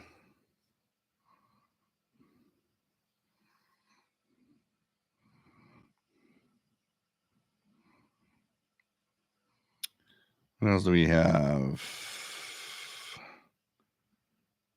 What else do we have? Raymond Martin. Yes, a lot of vintage receivers are expensive today, as seen, for example, on eBay. Often turn to my newer portables or newer armature transceivers. There's a lot of crafters. All my radios are restored and recapped. When you look at buying one, you have to budget that work into the total purchase. Absolutely. And they end up costing much more. Exactly. A JRC NRD 545 DSP going for 1,500 Canadian. It's crazy and almost stupid to buy that at that price. There's so much more today. If you're to buy that and you like big radios, buy yourself a ham transceiver, a modern ham transceiver, brand new. You're gonna have a much better experience. No thinking about it. It's an older radio.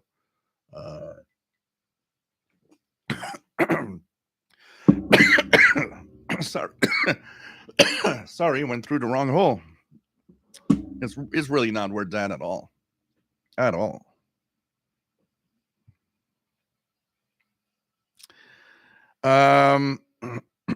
Jeff in New Hampshire, do you think there's still room for improvement in antenna technology, or have we hit technology ceiling for classic shortwave reception? Technologies as the antenna level, honestly, is like, just having a good setup. I don't think there's any technology in the antenna, because we have active antennas and all sorts of things like that are going to improve, to a point of you getting something you're not getting on the bands and stuff. I think it's really much more. We're at a point where the big problem is the setup itself with the noise level you get. Much more than anything else now today. So you're not going to have a better experience with anything new that would come out that would say this is a miracle antenna.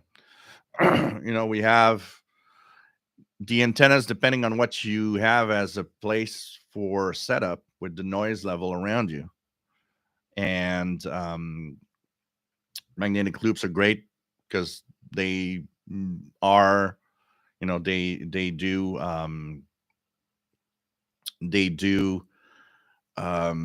remove or prevent some of the noise to be received, stuff like that. But it's, I think, much more today. The work has to be done as to lower the noise. So finding a way to set up an antenna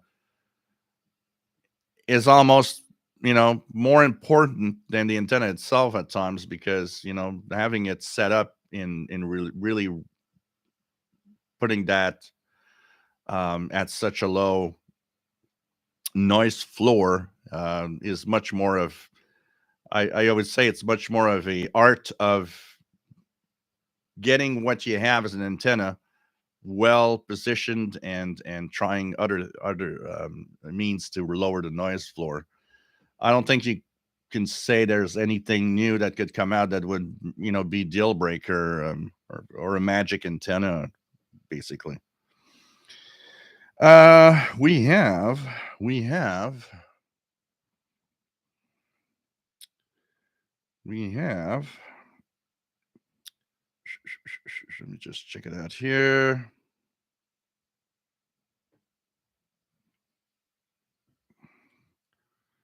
Man Radio DXer was telling David that for me, buying an old radio is like buying a secondhand classic car. It's starting to drive, but will have faults. Yep. There are older radios, definitely. Radioscapes, nice to have you here from Sydney, Australia. We have Raymond says, for those prices, over $1,000, a new amateur transceiver like the ICOM's IC7300 are so much more flexible and technologically up to date and reliable. Yep, definitely.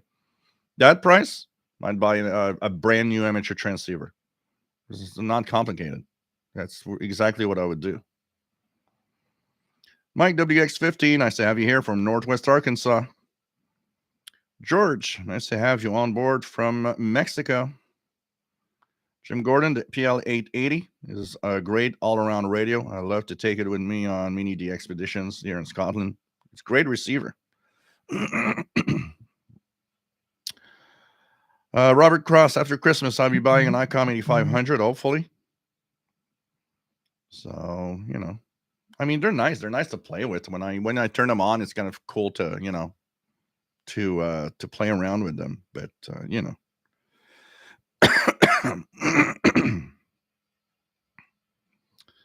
what else do we have?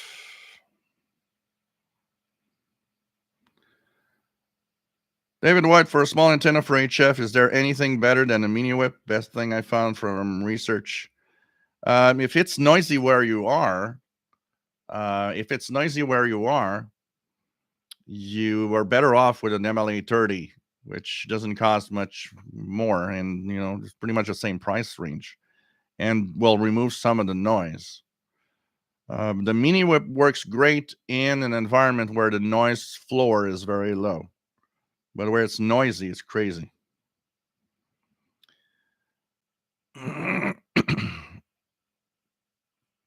Mr. Shifter says, saying that though about prices, the latest ICOM receiver are stupid money, basically just an SDR in a transceiver looking size box. That is nuts. For me, that is much more intelligent than buying a $1,500 NRD 545. I can tell you that. And with all the, they are SDRs in a box, but they are, high-end SDRs in a box, and they have so much bells and whistles that you don't even have on the old radios. I'd rather put my money in a brand new ICOM or a brand new Kenwood than any of those old radios, definitely. Especially at the prices like that price of that NRD 545. Not worth it. Really not worth it. Jim Gordon, about old radios. I never cease to be amazed. Many still love the FRG7. There's a lot of those out there. A friend of mine had his for $75 at a Hamfest. But there's a lot. The FRG7 was a popular model for its time.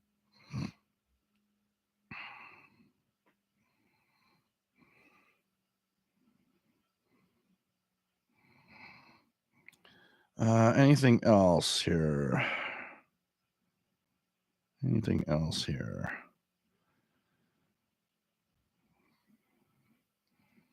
So, what else do we have? Gerardo KE8RRG. Here's the MLA30 Plus antennas. Have been newer and better antennas. Have there been newer and better antennas for shortwave at affordable prices?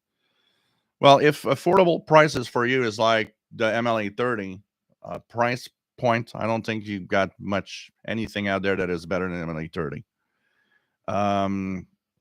In general, the more expensive loops might give you some advantages, maybe on some frequency range. I got a W6LVP loop here, which is expensive compared to MLA30, and I don't see much difference. Where the difference is, possibly, but I can't test it, is maybe in the medium wave and long wave range, where I would see that loop performing better because it's bigger, definitely. But if you're talking of the price range of an MLA30, because that's where you are, I can't see anything else that would be better if you're living in a noisy environment. But that said, I say it again and again, because a lot of people get an MLA30 and live in a space where it's very quiet, and they have 100 feet of wire outdoors, and they're sad to see the MLA30 isn't getting better signals, and that the long wire is actually better. And yeah, it is. It'll always be better than an MLA30. The MLA30 is really, really, you have to focus on the MLA30 and the passive U loop. We could put in the same category, but it's a passive loop. Shine where it's extremely noisy, where a wire antenna is where a wire antenna is not going to perform because of all the noise around you.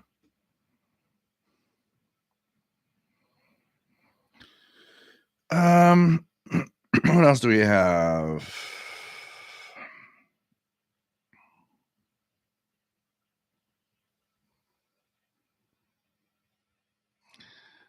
Well, that's it, Mr. Shifter. If you want to put tons of money in old radios, that's your thing. That's all. They're not worth it, but that's it. If you like, that's what you like.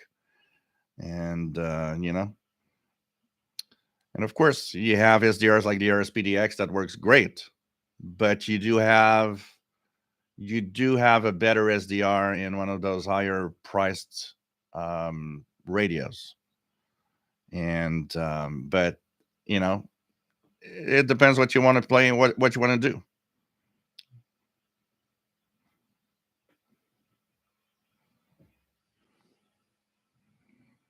Oh, my PayPal. It's, well, look, wait. Oops, I did something I shouldn't have done. I'm gonna go back here. My PayPal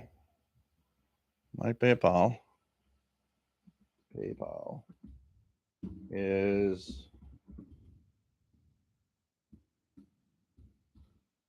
if you want to send something through PayPal, it's this email, the Yahoo email that I'm going to post here.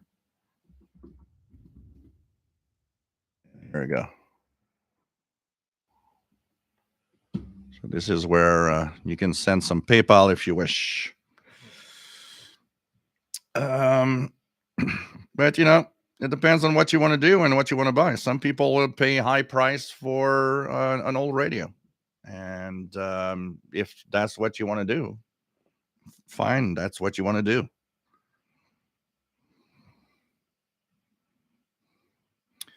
VT Radio, looking at my channel, I really need to make more videos demonstrating my radios. They have many more views than my repair videos. There's two Just look at the chat a little up, Simon. It's just the Yahoo email that I posted just a little higher in the comments. Look at the comments.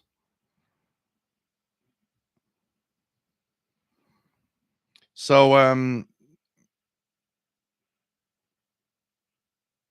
it's interesting, VT Radio, to see what triggers views on videos and radio videos. There's an audience for certain type of videos. There's an audience for other types of videos. Sometimes you're surprised. You look at the videos that are really popular, and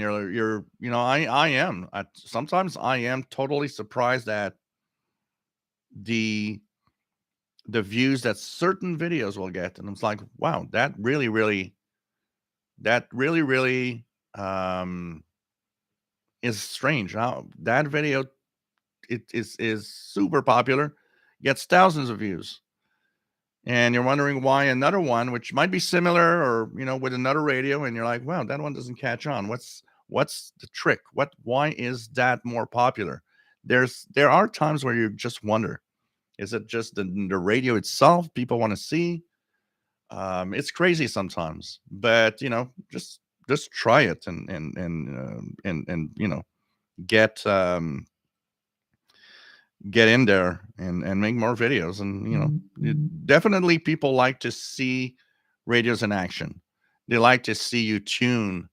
They like to see you play with the radio, listen to stuff, explain stuff on the radio. These usually get a lot of views in general.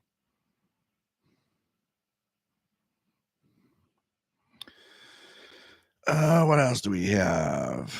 Robert Cross been looking at ICOM yesterday to buy software for ICOM, extra 150 euros, top of 2,000. 600 euros for an ICOM 8500.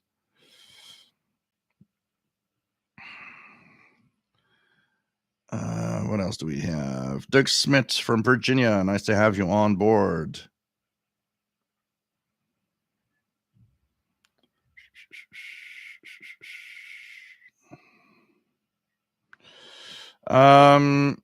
Yaesu Atlas 25 antenna or ATS 25 antenna. I don't know. I'm not. I don't know what kind of antenna that is exactly.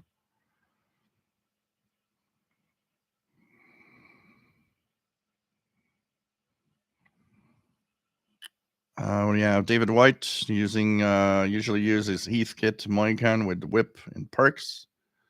I built it when I was 12, 50 years ago. Wow, that is cool. Matt says the only receivers I think I would get are the PL660 or 680, the new Perseus SDR when that comes out, and an ICOM IC7300. All would be an upgrade over existing transceivers I have. Yep. I'm looking at what I'll get probably for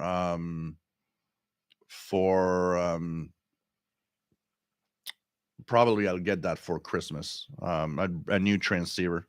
The FT450 I have seems to have a little bit of a glitch on some of the bands.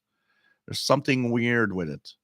And I'd like something, I'd like to have something else as a transceiver. So I don't know yet exactly, but for the in the holiday season, I'm definitely going to look at something, a new transceiver, for sure. So it's kind of cool. What else do we have? What else do we have? What else do we have? So everybody at through the chat, the super chat, and PayPal. Thanks for your donations, guys. Much appreciated. Francis Moore, what do you think of the Portaback Havoc that uses a hack RF1 ZR unit? I know it may not be not your thing, but just interested if you know anything about it. I've seen something about it, but not much. I would have to look a little more before I can really say what I think about it. Basically.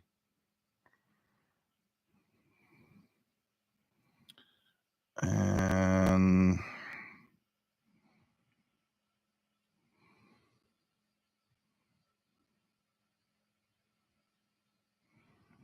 Jim Gordon, my own belief is that radio manufacturers should be looking at improving the aerial side of their sets. What about radios with aerial trimmers like the original Sony 2001? Under the DXR on my channel, some of my videos, which I thought were lazy and rubbish, turned out to have more views than those that I put a lot of effort into. Why? I don't know. There are definitely some times that you look at the views of a video and you're like, wow, just don't get it. I just don't get it.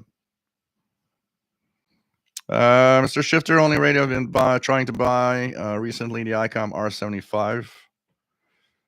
And yeah, they're pretty expensive, the ones that not a lot of them are available. It's a shame that ICOM discontinued R75 though, because it was a nice little rig.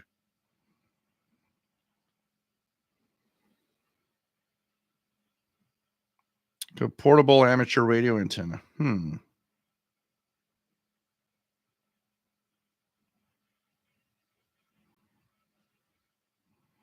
Thank you, Simon Templar. Man Max would like to see shortwave receivers with a built-in audio DSP. That'd be kind of interesting. Ken Radio TV Guy, a couple of weekends ago, I picked up an RCA Model 9W125 console radio from 1949 with 2 record players, one for 45s and one for 3378 LPs. Great piece of furniture to put my TV on in the bedroom. Cool.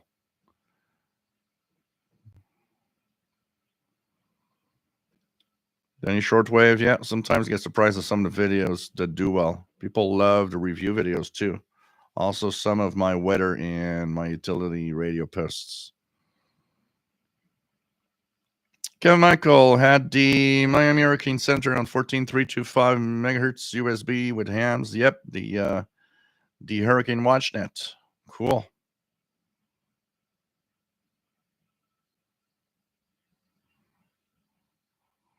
Francis, don't tempt me about buying another set for Christmas. When 1960, nice to have you here from New York. Aerial Imaging, nice to have you here.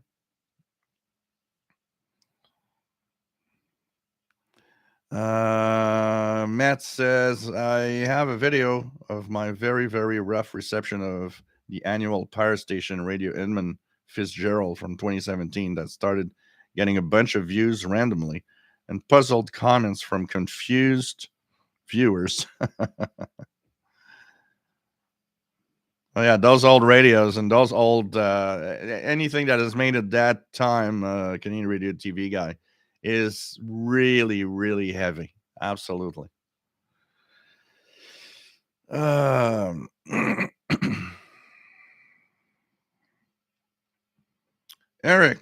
SDR SM2 by BYC is yours. What? I don't understand what you're saying.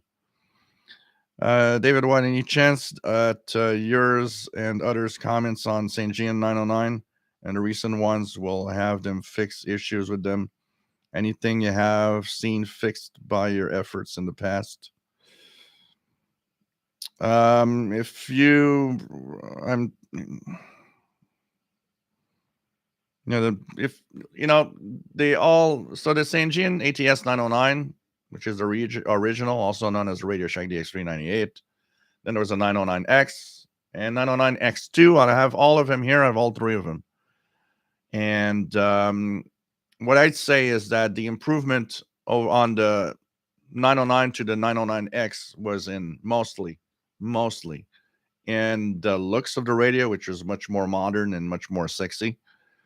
For the rest, the performance level was pretty much stayed the same. And 909X2, improved one thing. The telescopic was a little deaf, but it's now better. For the rest, the X2 and the X are so similar. I don't even see reasons why people would move on to one or the other necessarily. And the X2 is a nice radio. It's sensitive, but it has some flaws that for the price, wish you weren't there. I got a lot of FM breakthrough here on shortwave, which is crazy when a lot of the other radios I have don't have it. And there's the variable bandwidth thing is stupid. It doesn't work well at all. I don't know who thought about that. They should have done something else. I don't understand why because on the AM mode you have several bandwidths, but on the single sideband you're stuck with one bandwidth. I don't get that. I don't understand why they didn't put more more bandwidths there also. It's kind of weird, but it is one of the biggest problems, and one that I hope they could have fixed. The tuning knob of the ATS 909X eventually starts having problems with the encoder. My 909X has a hard time with the encoder. I almost always punch in frequencies instead. The 909X2 that I have, I've started to see a little bit of the jumping around of the encoder, which scares me because it lets me think that they've just put the same thing again, which will fail again over time. And for a radio of that price, it's kind of sad.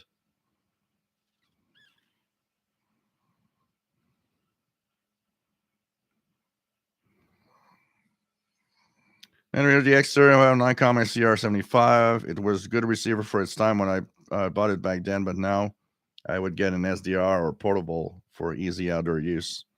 Yeah, that's also something to think about. When you want to do a lot of outdoor stuff, a portable becomes what you want.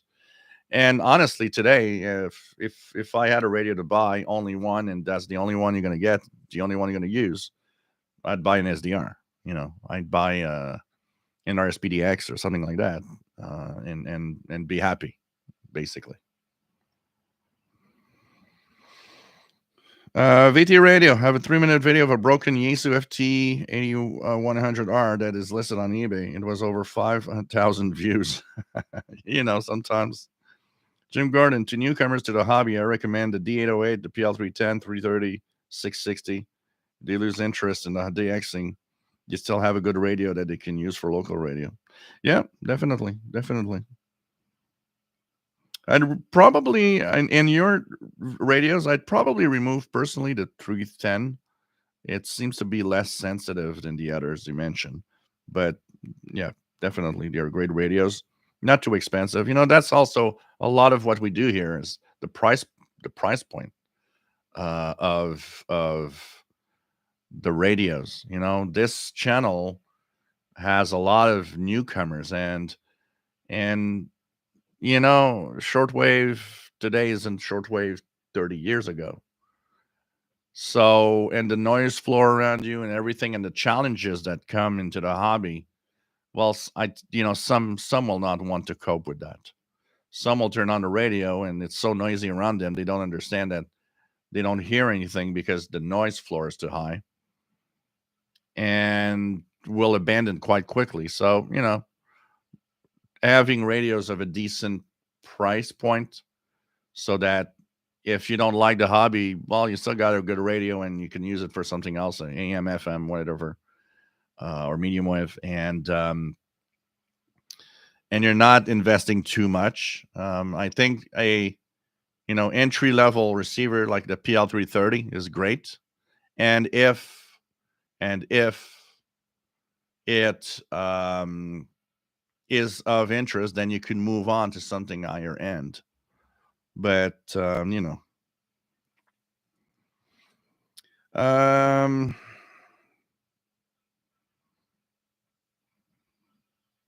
we have David White says airband is what I want in the same radio. Robert Cross, I've been thinking last week they should design portable radios with the waterfall like they have on ICOMs. Yeah, definitely. It'd be nice to have some something like that. David Ostrowski says, my wife is laughing at us because we consider some radios sexy. Hey, they are sexy. I'm gonna show ouch. I'm gonna show these St. Jeans we're talking about. I mean, come on. How is that not sexy? This is very sexy.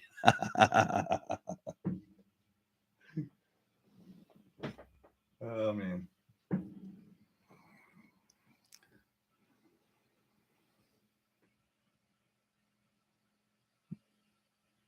Yeah, it could be that Keegan DX or the popularity of maybe the stations, or it's kind of interesting sometimes how the views go.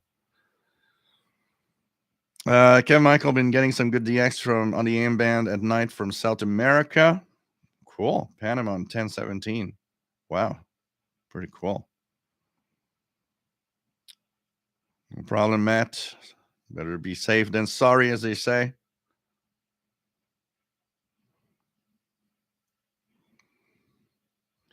Mr. Players Radio and Television. Tech question alert. Does new interface on Audacity get on anybody's thin nerves?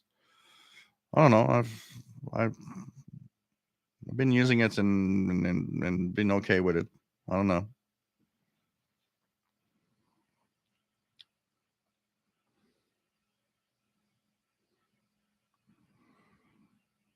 Man, Max 2069. I've been surprised with the encoder on the ATS 25. I've done a lot of tuning around on the receiver and it's still working like the day I got it. Yeah, in general, a good encoder works fine for the life of the radio. You know. Yep, every little bit helps, Simon. Thanks so much. Aerial imaging, which is better, the 660 or 680? They're very similar, but apparently there could be a slightly better performance, but honestly, I don't think there's much difference between both the 660 and 680, probably.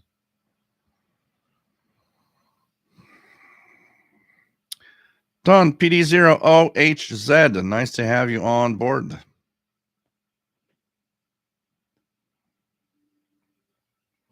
Take care of it, Radio. Always nice to have you on board.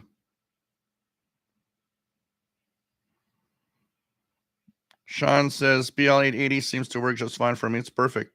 Great radio. We got a great radio. Francis Moore, what was that sexy thing? It was the St. Jean ATS 909X2. Dwayne Pirate on 6930, upper sideband. Let's check it out if we hear it. Pirate 6.930. Got nothing here. Oops. 6.930. Yeah, I hear it. Definitely hear. Yeah.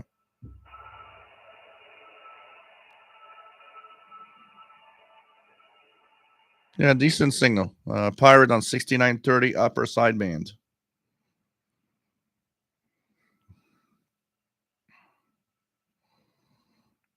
What else do we have?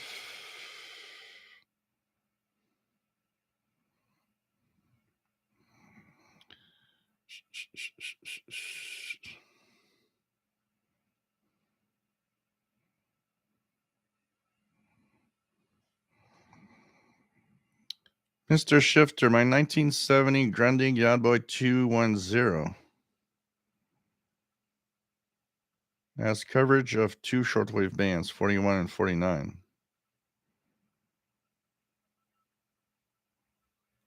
But the Grundig 210 covers the full shortwave range. Let me just look here at the, make sure I've got the same model here that I see. Grundig. Yacht Boy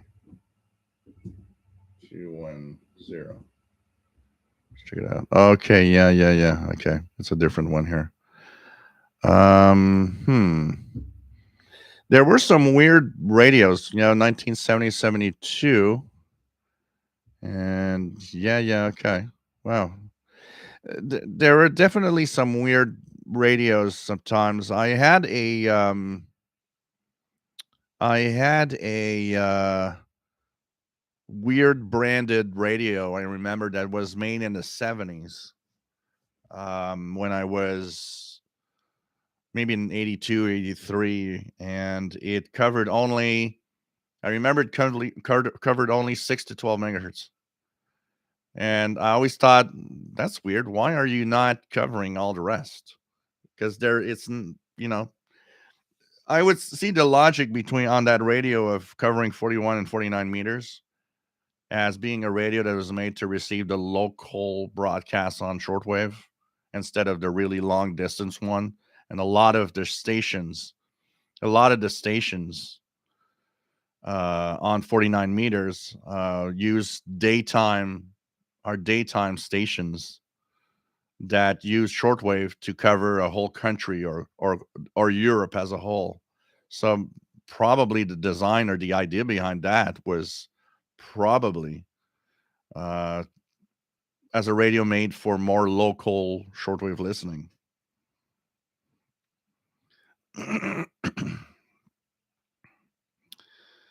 um, Kevin Michael been trying to get classic radios from the 60s and 70s, analog with SSB, and all the drifting that comes with it. Keegan DXter says, K-Love Station ID videos seem to be popular on YouTube as well. Maybe because it has love in it.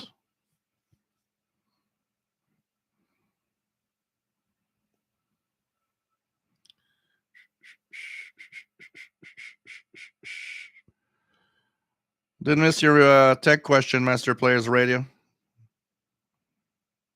If you ask a question, you got to listen.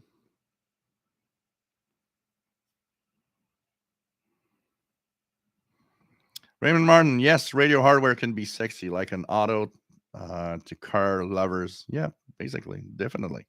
Some people love and find their cars sexy.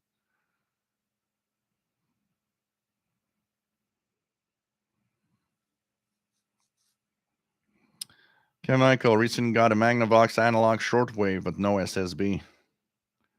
Jetcrafter, nice to have you on board from Southern Maine. Aerial imaging, a 60 radio to me is a Sony ICF shortwave 55.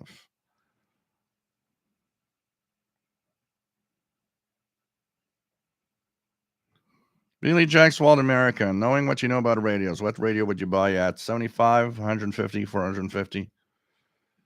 At 75, I'd probably go for a Texan PL330, maybe an XH Data D808, which is roughly in that range. At 150, I'd probably get Texan PL680 or something like that, which is more in the $120, $30 range. If I'd go at 2 to 300, then I'll definitely go on a Texan PL 990 or H501X. Higher price, 400, 500. I don't see a lot of radios I'd pay 400 or 500 for. Then we pretty much would jump. I would guess we would jump to higher end stuff and then be closer to 1,000. Also, what I didn't say in here, radios I would buy for the price, like 150 or 200, I would definitely go for an SDR, an RSPDX, something like that. Thank you, Thomas, for the tip. Much appreciated.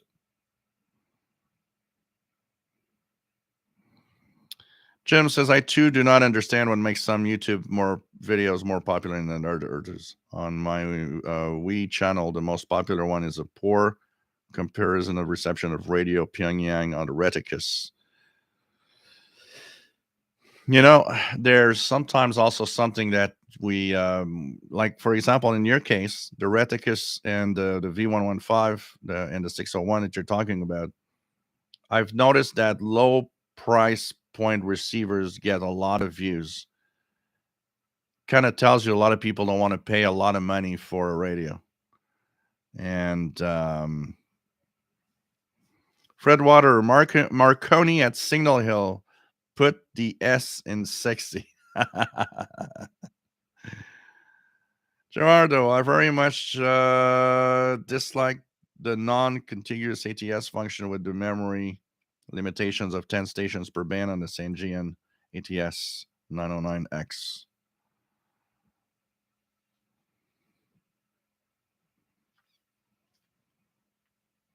Aerial imaging, 75 PL330, 150 PL880. Yeah, that's absolutely. 450, try to find a Drake R8. Yeah, 450, you're going to have a hard time to get that at that price.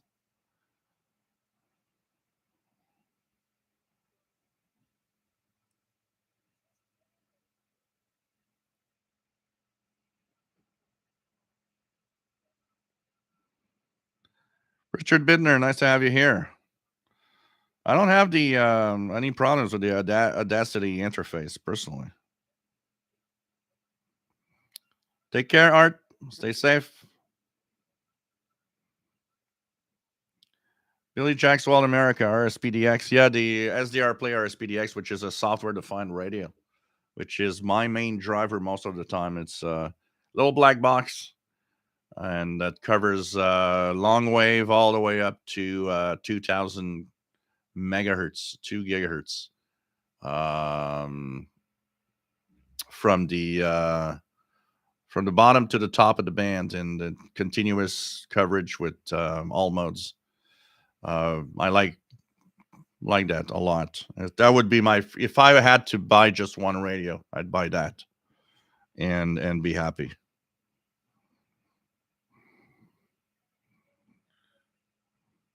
Take care, Dwayne. I'm not there Wednesday. It's Saturday only now for a while because I have too much stuff to take care.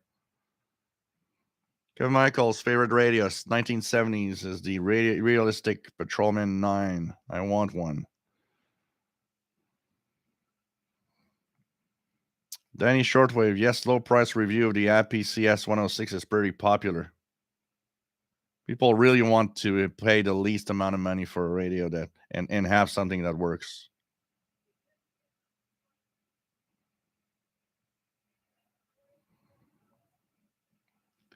Paul, my grinning 800, 400, 400, an awesome radio.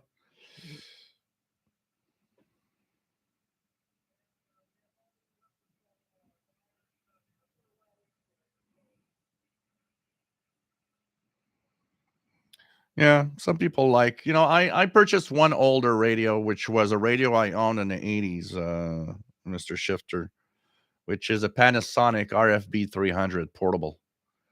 Because I remember having that. Today, comparing it with today's portables, it's a rather crappy performer and crappy radio overall. It's still sold for quite a lot here. I think it was close to $300 here in Canada back in the 80s. And I look at that and I'm like, wow, what a crappy radio for that you had at the time. Looks cool, looks great for an old radio, but perfect example of what I'm saying is, nah. And I wouldn't go to old radios. Nostalgia for me isn't enough to pay the prices that I see.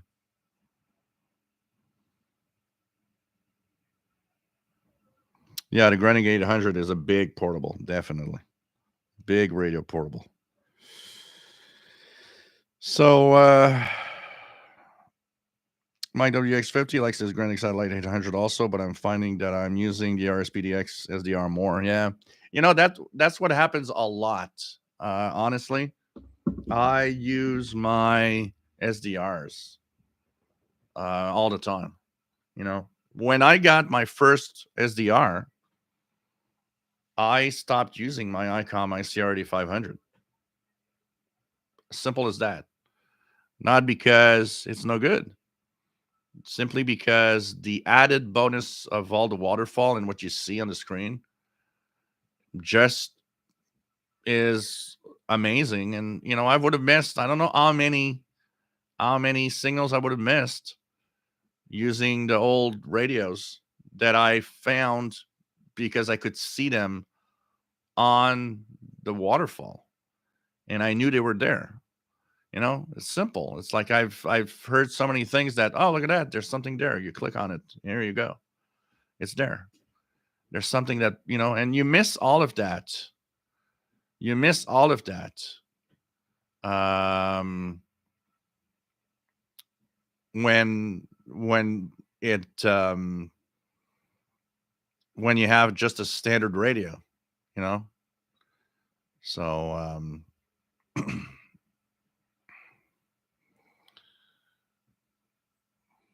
it's it's you just get to the point where that is so much fun that you just don't use your old stuff anymore. And I hear that and I all the time. A lot of people just saying, "Hey, it's it's crazy. Um it's crazy how I don't use my radios anymore when with my SDR."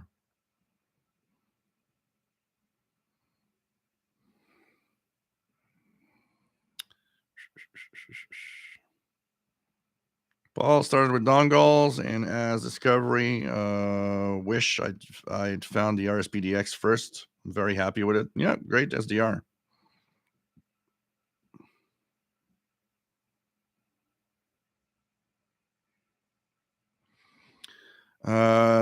Paul anxiously waiting for a native Mac software for the RSPDX. Yeah, the next version is supposed to be multiple multiple platforms: Linux, Mac, and Windows. So that will be a good thing. That will be a good thing because both Linux and Mac natively don't have really a good choice, and it's really limits a lot the SDRs if you don't want to use like virtual, like use parallels or whatever to run Windows in virtual or run Windows in your Mac itself. It definitely is a pain in the butt.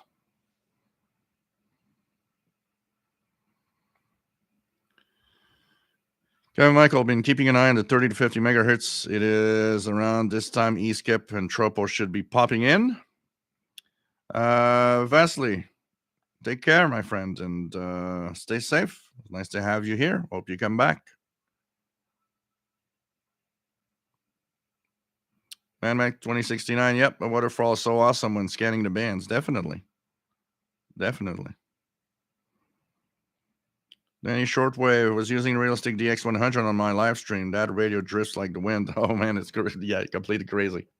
Completely crazy. You tune around with that and you're like, oh God, I can't believe that was my first radio. Joey D, nice to have you here from New Jersey.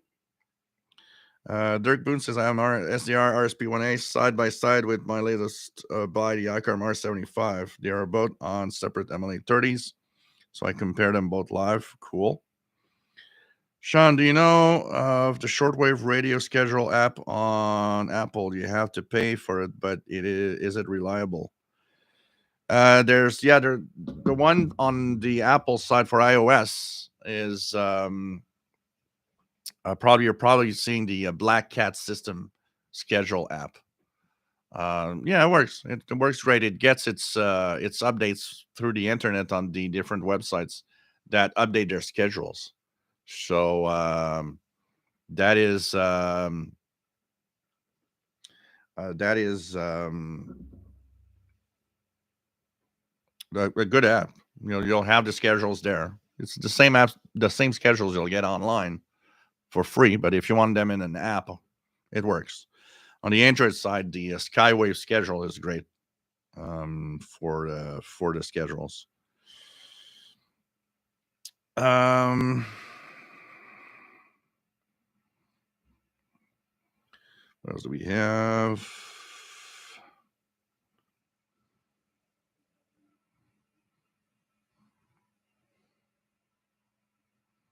Yeah, they changed the name to some. I also forget it. They have changed the name for the next version.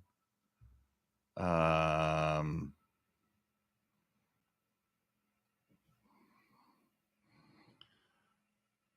but it will be multiple platform, which is really, really good idea, honestly.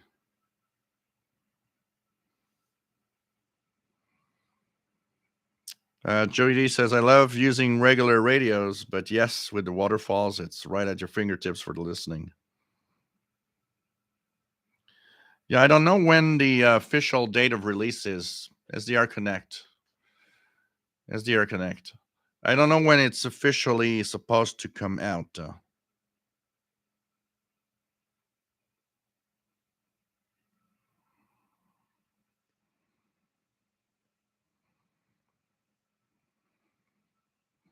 Michael been using Kiwi SDRs more lately when I am out and about.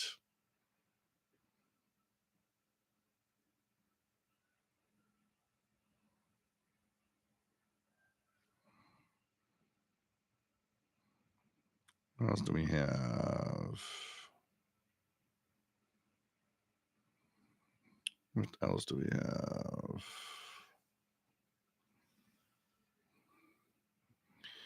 Billy Jack's Wild America. Sounds like I should get the RSPDX. Where to buy? You can buy it at Ham Radio Outlet, HRO. Um, the SDRs is definitely nice if you don't mind using a computer to tune the bands, because that's the thing about SDRs. It's really tuning the bands using a computer. Computer replaces the knobs that a radio would have. So if that is not a problem and you don't want to, if being portable is not what you want, it's really nice. The RSPDX is a great wide band, wide frequency range receiver. Works great. It's sensitive, and it's very nice to it really, it's a new dimension, a new way of tuning radio, basically. But you can get them through Am Radio Outlet in the US. Yeah, Yaesu's still around. Only makes transceivers though. But yep, Yaesu's still there. Makes ham radio transceivers.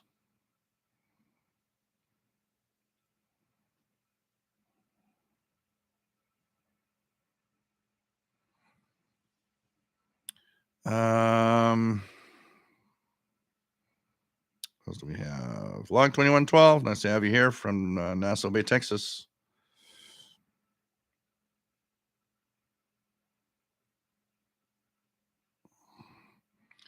Joey D picked up New York Radio Volmet on an AM station 1650 the other night. I found that strange. Has anyone else ever?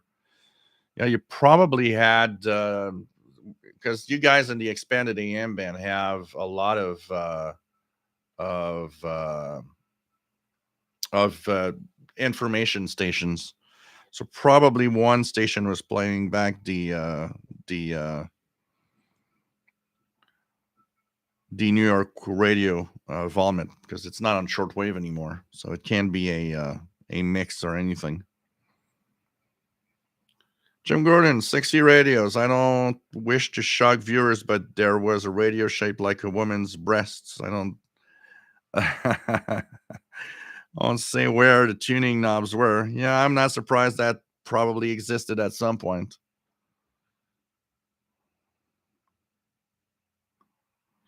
David White, any of the SDR support USB knobs or outside interfaces to tune to control?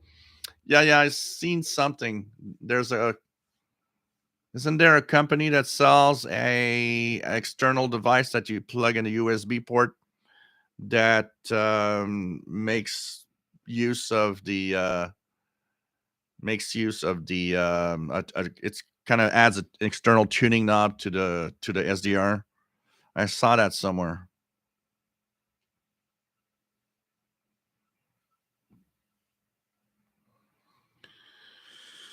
Like 12 got DDK9 on 11038 signal. Too weak for anything beyond a broken decode multi-PSK, but still go to reach DDK. Yeah, the one in that's from Germany, right? So it's a long time I haven't heard one of those. Mesotrek, why do you think shortwave stations still broadcast Overcomer Ministry? Because he pays money. He pays money, and they play what gives them money. That's all.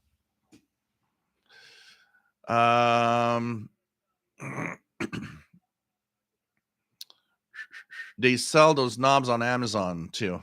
Okay, so on Amazon there would be some, because I've seen some somewhere.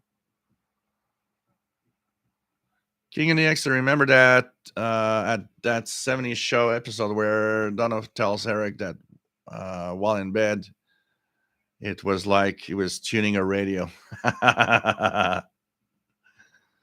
Oh, man.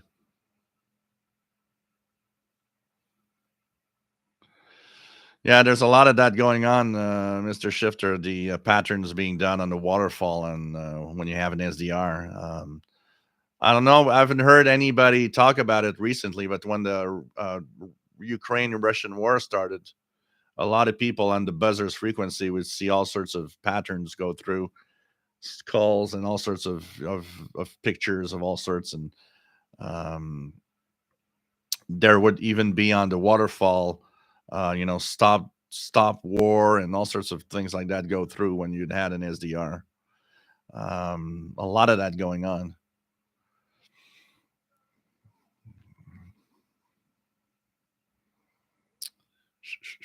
Ken Herring, I got a Texan PL600 a month ago. Just ordered the PL 880, I would guess, today from Amazon. So you like the radio? That I remember seeing the radio shaped like the front of an old car. I remember seeing something like that a few years ago. Take care, Kev Michael. I remember seeing something like that somewhere. There were all sorts, I mean, there were radios made out of so many things, and it's like Radio Shack sold radios that were, one was like a Coke can radio, the other one was, I mean, it would probably be mind-boggling to um, you know, see all the shapes in which they made a radio today. When you think about it, look at me. I had, when I was young, the Ernie in the bathtub AM radio. So radios are made in so many things, so many shapes, and so many. So there would be for everybody. I mean, there's a radio for everyone. I'm gonna call it like that. Yeah, Brother Stair died, but it's different people that we hear. We hear him a little on some frequencies, but there's been definitely a lot of Overcomer Ministry, other type broadcast. I know that WWCR, in the last WWCR that was Ask WWCR show, the one that featured Dr. Jerry Plummer that died um, after. They said that the Overcomer Ministry had paid WWCR for 1 year in advance for transmitters, from transmitter time for their programs. So I'm gonna be there for a long time. Yeah, Brother Scare.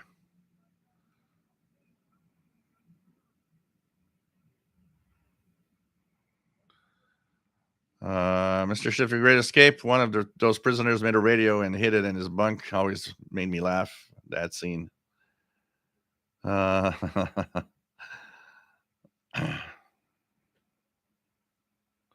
So yeah, they are there for a long time. I mean, the group continues to exist. Like I say, the thing here is if you're not happy with Brother over Overcomer Ministry stuff, that's why your radio has a tuning knob. You know, Jean-François Trudel, bonjour et bienvenue. I have a question for you. My Texan PL 330 ETM didn't catch any more stations on shortwave bands. Works well with all other bands. That is weird. If you punch in a frequency on the bands, do you hear stuff? Because it should stop on the shortwave bands. It should still work. Have you tried just manually punching in a frequency? Like, if you punch in 13, let me just check one strong one here. 13845. That's fine. You should hear that woman talking. I'm telling you something. Punch in 13845 and see if you hear that station. It's so strong you should hear it. If you hear it, then the ETM should work. If it doesn't stop on any stations, so you hear it, there's no reason ETM shouldn't stop on anything. Maybe what you could do is remove the battery from the radio. Wait until the display is completely blank, and put the battery back. It could be just a little glitch because it's weird that if it receives, there's no reason it shouldn't stop on any of the broadcasts. That is weird. On shortwave only. Okay.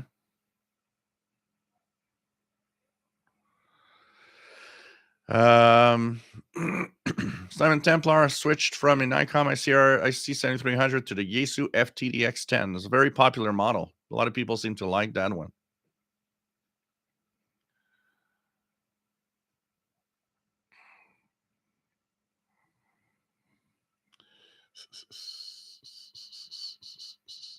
Raymond Martin says World War One soldiers made a radio from razor blade, paperclip, and pencil lead with headphones.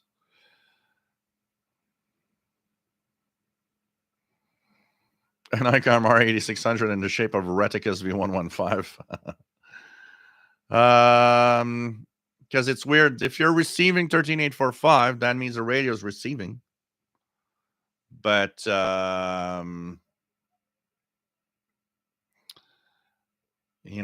it's because the only thing that would prevent it from stopping would be if it doesn't it didn't receive anything, but it seems to work. That's weird. After shifts, do you receive Radio 1 Australia, International, Canada? I do get. Last time I checked, I received it at what was it? It's 05, 06 UTC. I don't remember what time they have their program. It's quite late here, but on 6155 usually comes in. Yeah, I miss when they had an international service with different languages. Seven Templar, when you start looking at a new HF rig, you might look at the FTDX10 or the new FT710. Let me check it out. Definitely. David White looks for using SDR software. You can map USB volume knobs and audio controls and buttons for a more hands-on approach. Yeah, I'm pretty sure you can actually because you can not only use the mouse, you can actually use keyboard shortcuts to do things. Yeah, and I did look into the Icom IC7300, which I know is very, very popular and people like for the next transceiver. I almost clicked the buy button one day. Radio World in Toronto here had the 7300 on sale for, I think it was 1,250 Canadian dollars. So it was like, Here, the biggest problem right now is the fact that the Canadian dollar is dropping like crazy. It's good for things like YouTube because my YouTube revenues are in US dollars, so it gives me more money. But everything that comes from outside Canada now is going to jump in price crazy. The the um, the problem, is going to be with radios also. I mean, with the dollar dropping so much, the cheap radios that I purchased for 25 are going to be $50. It's crazy, they're going to hike up in price crazy. That's why a lot of radios are almost, it's for the price that I would get them here in Canada is like, wow, it's way too expensive for what it is. RGA Dakota, only thing about the PL330 is that sometimes the ETM doesn't stop for ETM. I have to reset the PL330 by removing the battery pack from the unit until screen is off.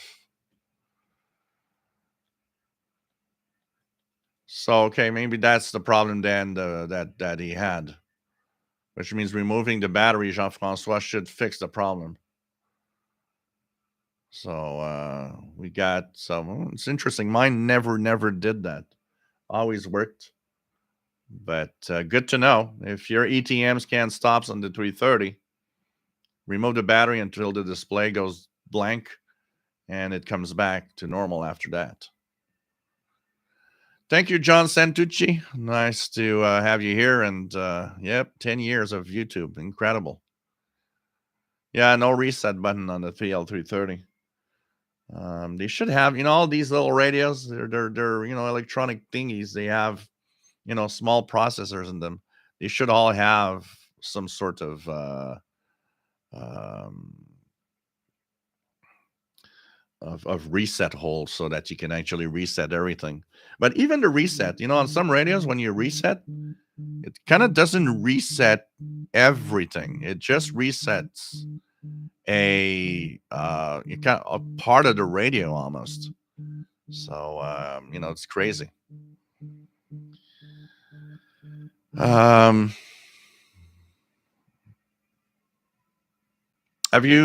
says, have you ever made a video about using the IQ ports in some radios? No, I've never. I would need to look at that. So I need to look at that and make yeah, that's it. It's more of a reboot than a factory reset, like you say, man, Max. It's it doesn't reset the whole thing. So sometimes you still have to remove the batteries and wait until the display goes blank before it works. And sometimes even you got to wait 24 hours. I had one radio here. I don't remember if it's one of the Texans or it's an XH Data or which radio it was. I think it was a St. Jean. It wouldn't at all work and do what I wanted.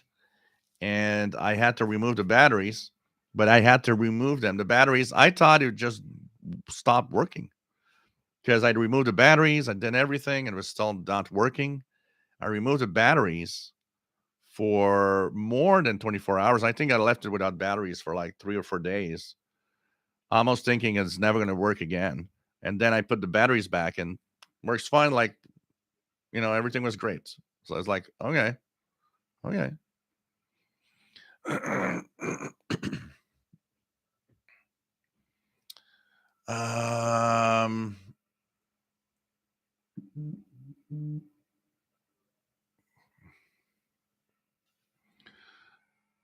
David White, when naming your country, they the snappy letters like IBM or AMD would be great. So if they tossed a lot of gravel pieces in a hat and picked them up, yeah.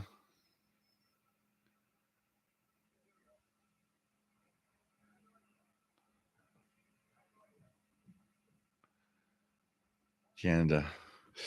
John says, when I bought my PL330 from a non-co, it came from a fulfillment center in New Jersey. I've had that happen with my MLA, one of my MLA 30s. When I purchased the first MLA 30 on eBay, it came from a place near Vancouver, Canada. It was already here in Canada. It just came from there. Then the two others that I purchased, those came from, some really from far away.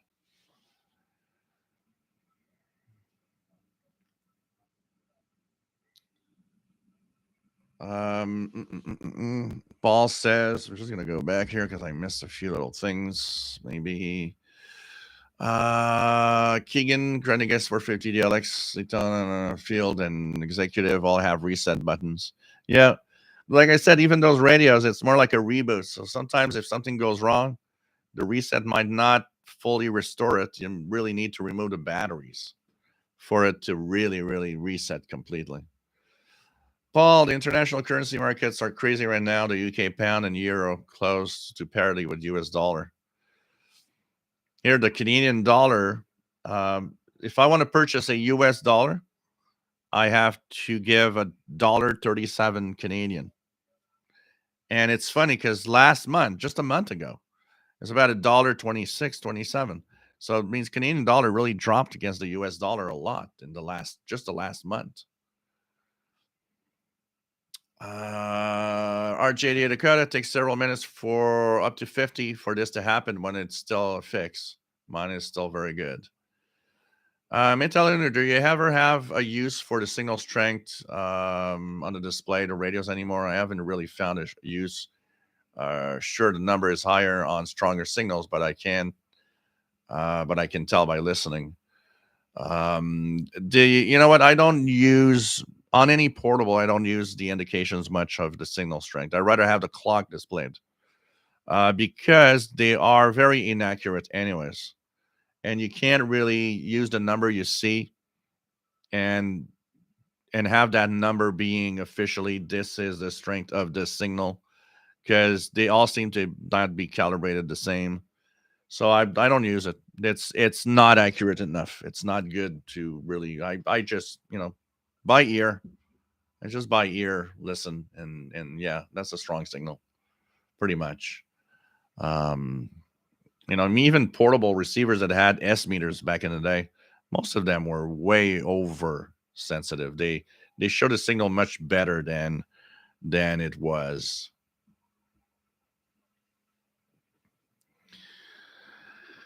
Uh, Chris recently bought a Texan H501X from Nonco and I love it. What a good external antenna I can get to pull in some faraway signals. Start by a wire, simple wire. See if that works or not. If you can put it outdoors. If it's not too noisy where you are, it might be good enough. If it's very noisy, then an MLA 30 is really the way to go, probably. Danielle Mark Leblanc, nice to have you here from Shediac River, New Brunswick. No power last week. Nice to see you again. Cool. Sheila, is there any better vendor to buy the MLA 30 than any other? As long as it's an official MLA 30, they're all pretty much the same.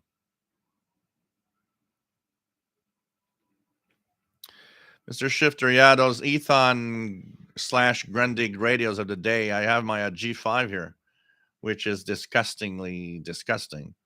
I removed the goo with simply with rubbing alcohol. Take a little tampon, like a little cotton tampon, and take rubbing alcohol and slowly go over the radio. And it's going to remove all of the gooey stuff. And you'll be left with a good radio that is not disgusting to use anymore.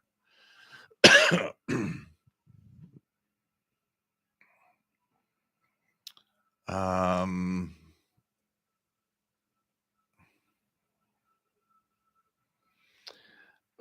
Paul, yeah, an additional turret on the power cable could, yes, definitely remove more of the lines or maybe remove them completely.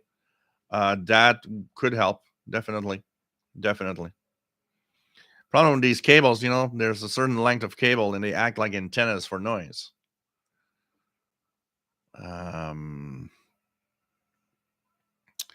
Chris C. Cool, no problem. Raymond Martin, remember Canada in 2008, the US and Canadian dollars were equal. Yep. That was a good time to buy radios. I bought so much stuff online. Um, so much stuff online that it because of the dollar being equal, and man, it was great. Yeah, it could be the HDMI cable also. Definitely. Actually, you should put Torrids on all the cables, every cable. If you still have lines going through that,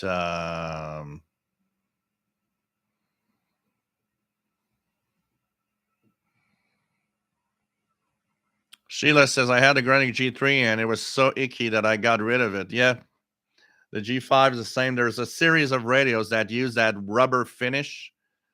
Oh man, that was so disgusting to use after a while. It felt and the funny thing is it felt weird. It felt weird.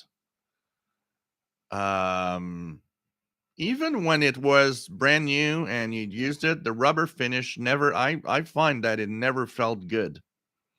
It felt kind of weird holding these radios.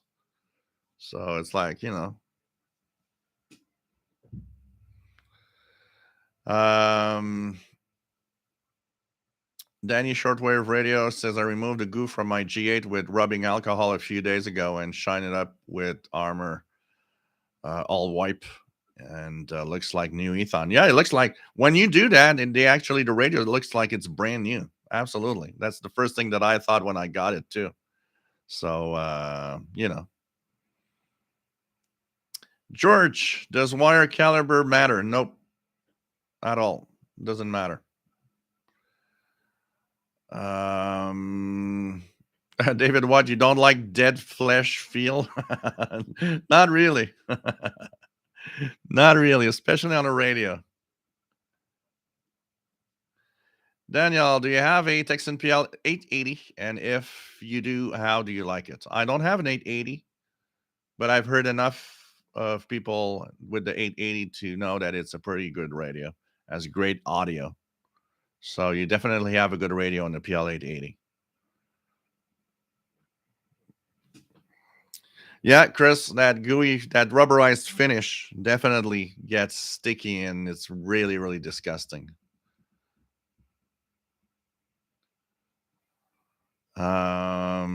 Jim Gordon says here in the UK, the pound has nosedived against the US dollar. I'm holding off buying anything priced in US dollars. Yep.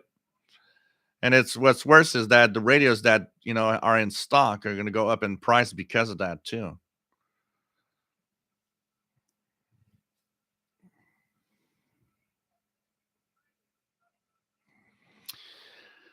So,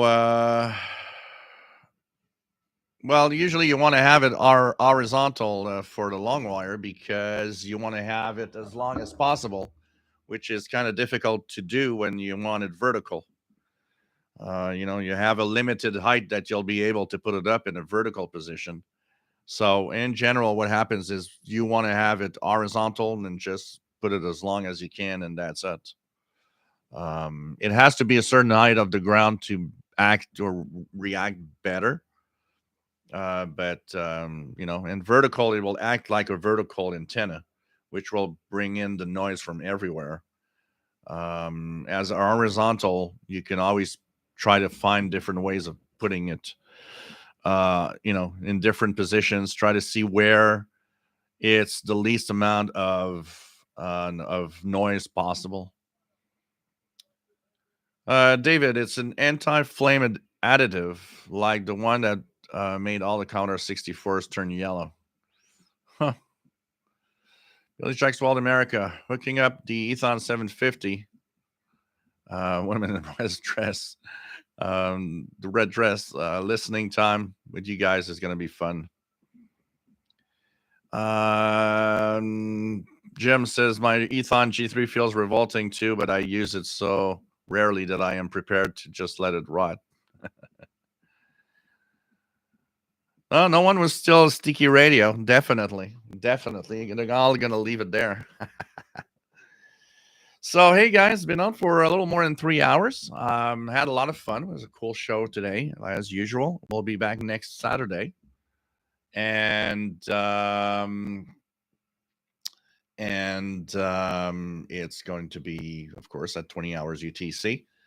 So, you know, it's a lot of fun to be here, and hope that you guys enjoy the show today also. Depending on Sean, for receiving, it isn't that critical. So if it's just 6 feet out of the ground is all you can do, it'll work fine. It'll work fine. So 10 years, 10 years of YouTube today. Incredible. Take care, my friends. Stay safe. Thanks for those that gave a tip today. And see you next Saturday, 20 hours UTC. And we're going to talk more radio. I'll probably be tuning around the bands tonight. So if you're on the Facebook group, if I hear anything special, I got quite a few things to finish tonight. I got the YouTube version of the International Radio Report to do, and I also have to finish my utility column for the Messenger. So I'll be quite busy with those stuff tonight, but I'll be listening to the radio. So I'm off to go eat some lasagna. Take care, my friends. Stay safe. And see you next Saturday, 20 hours Universal Time on the channel. Take care, guys.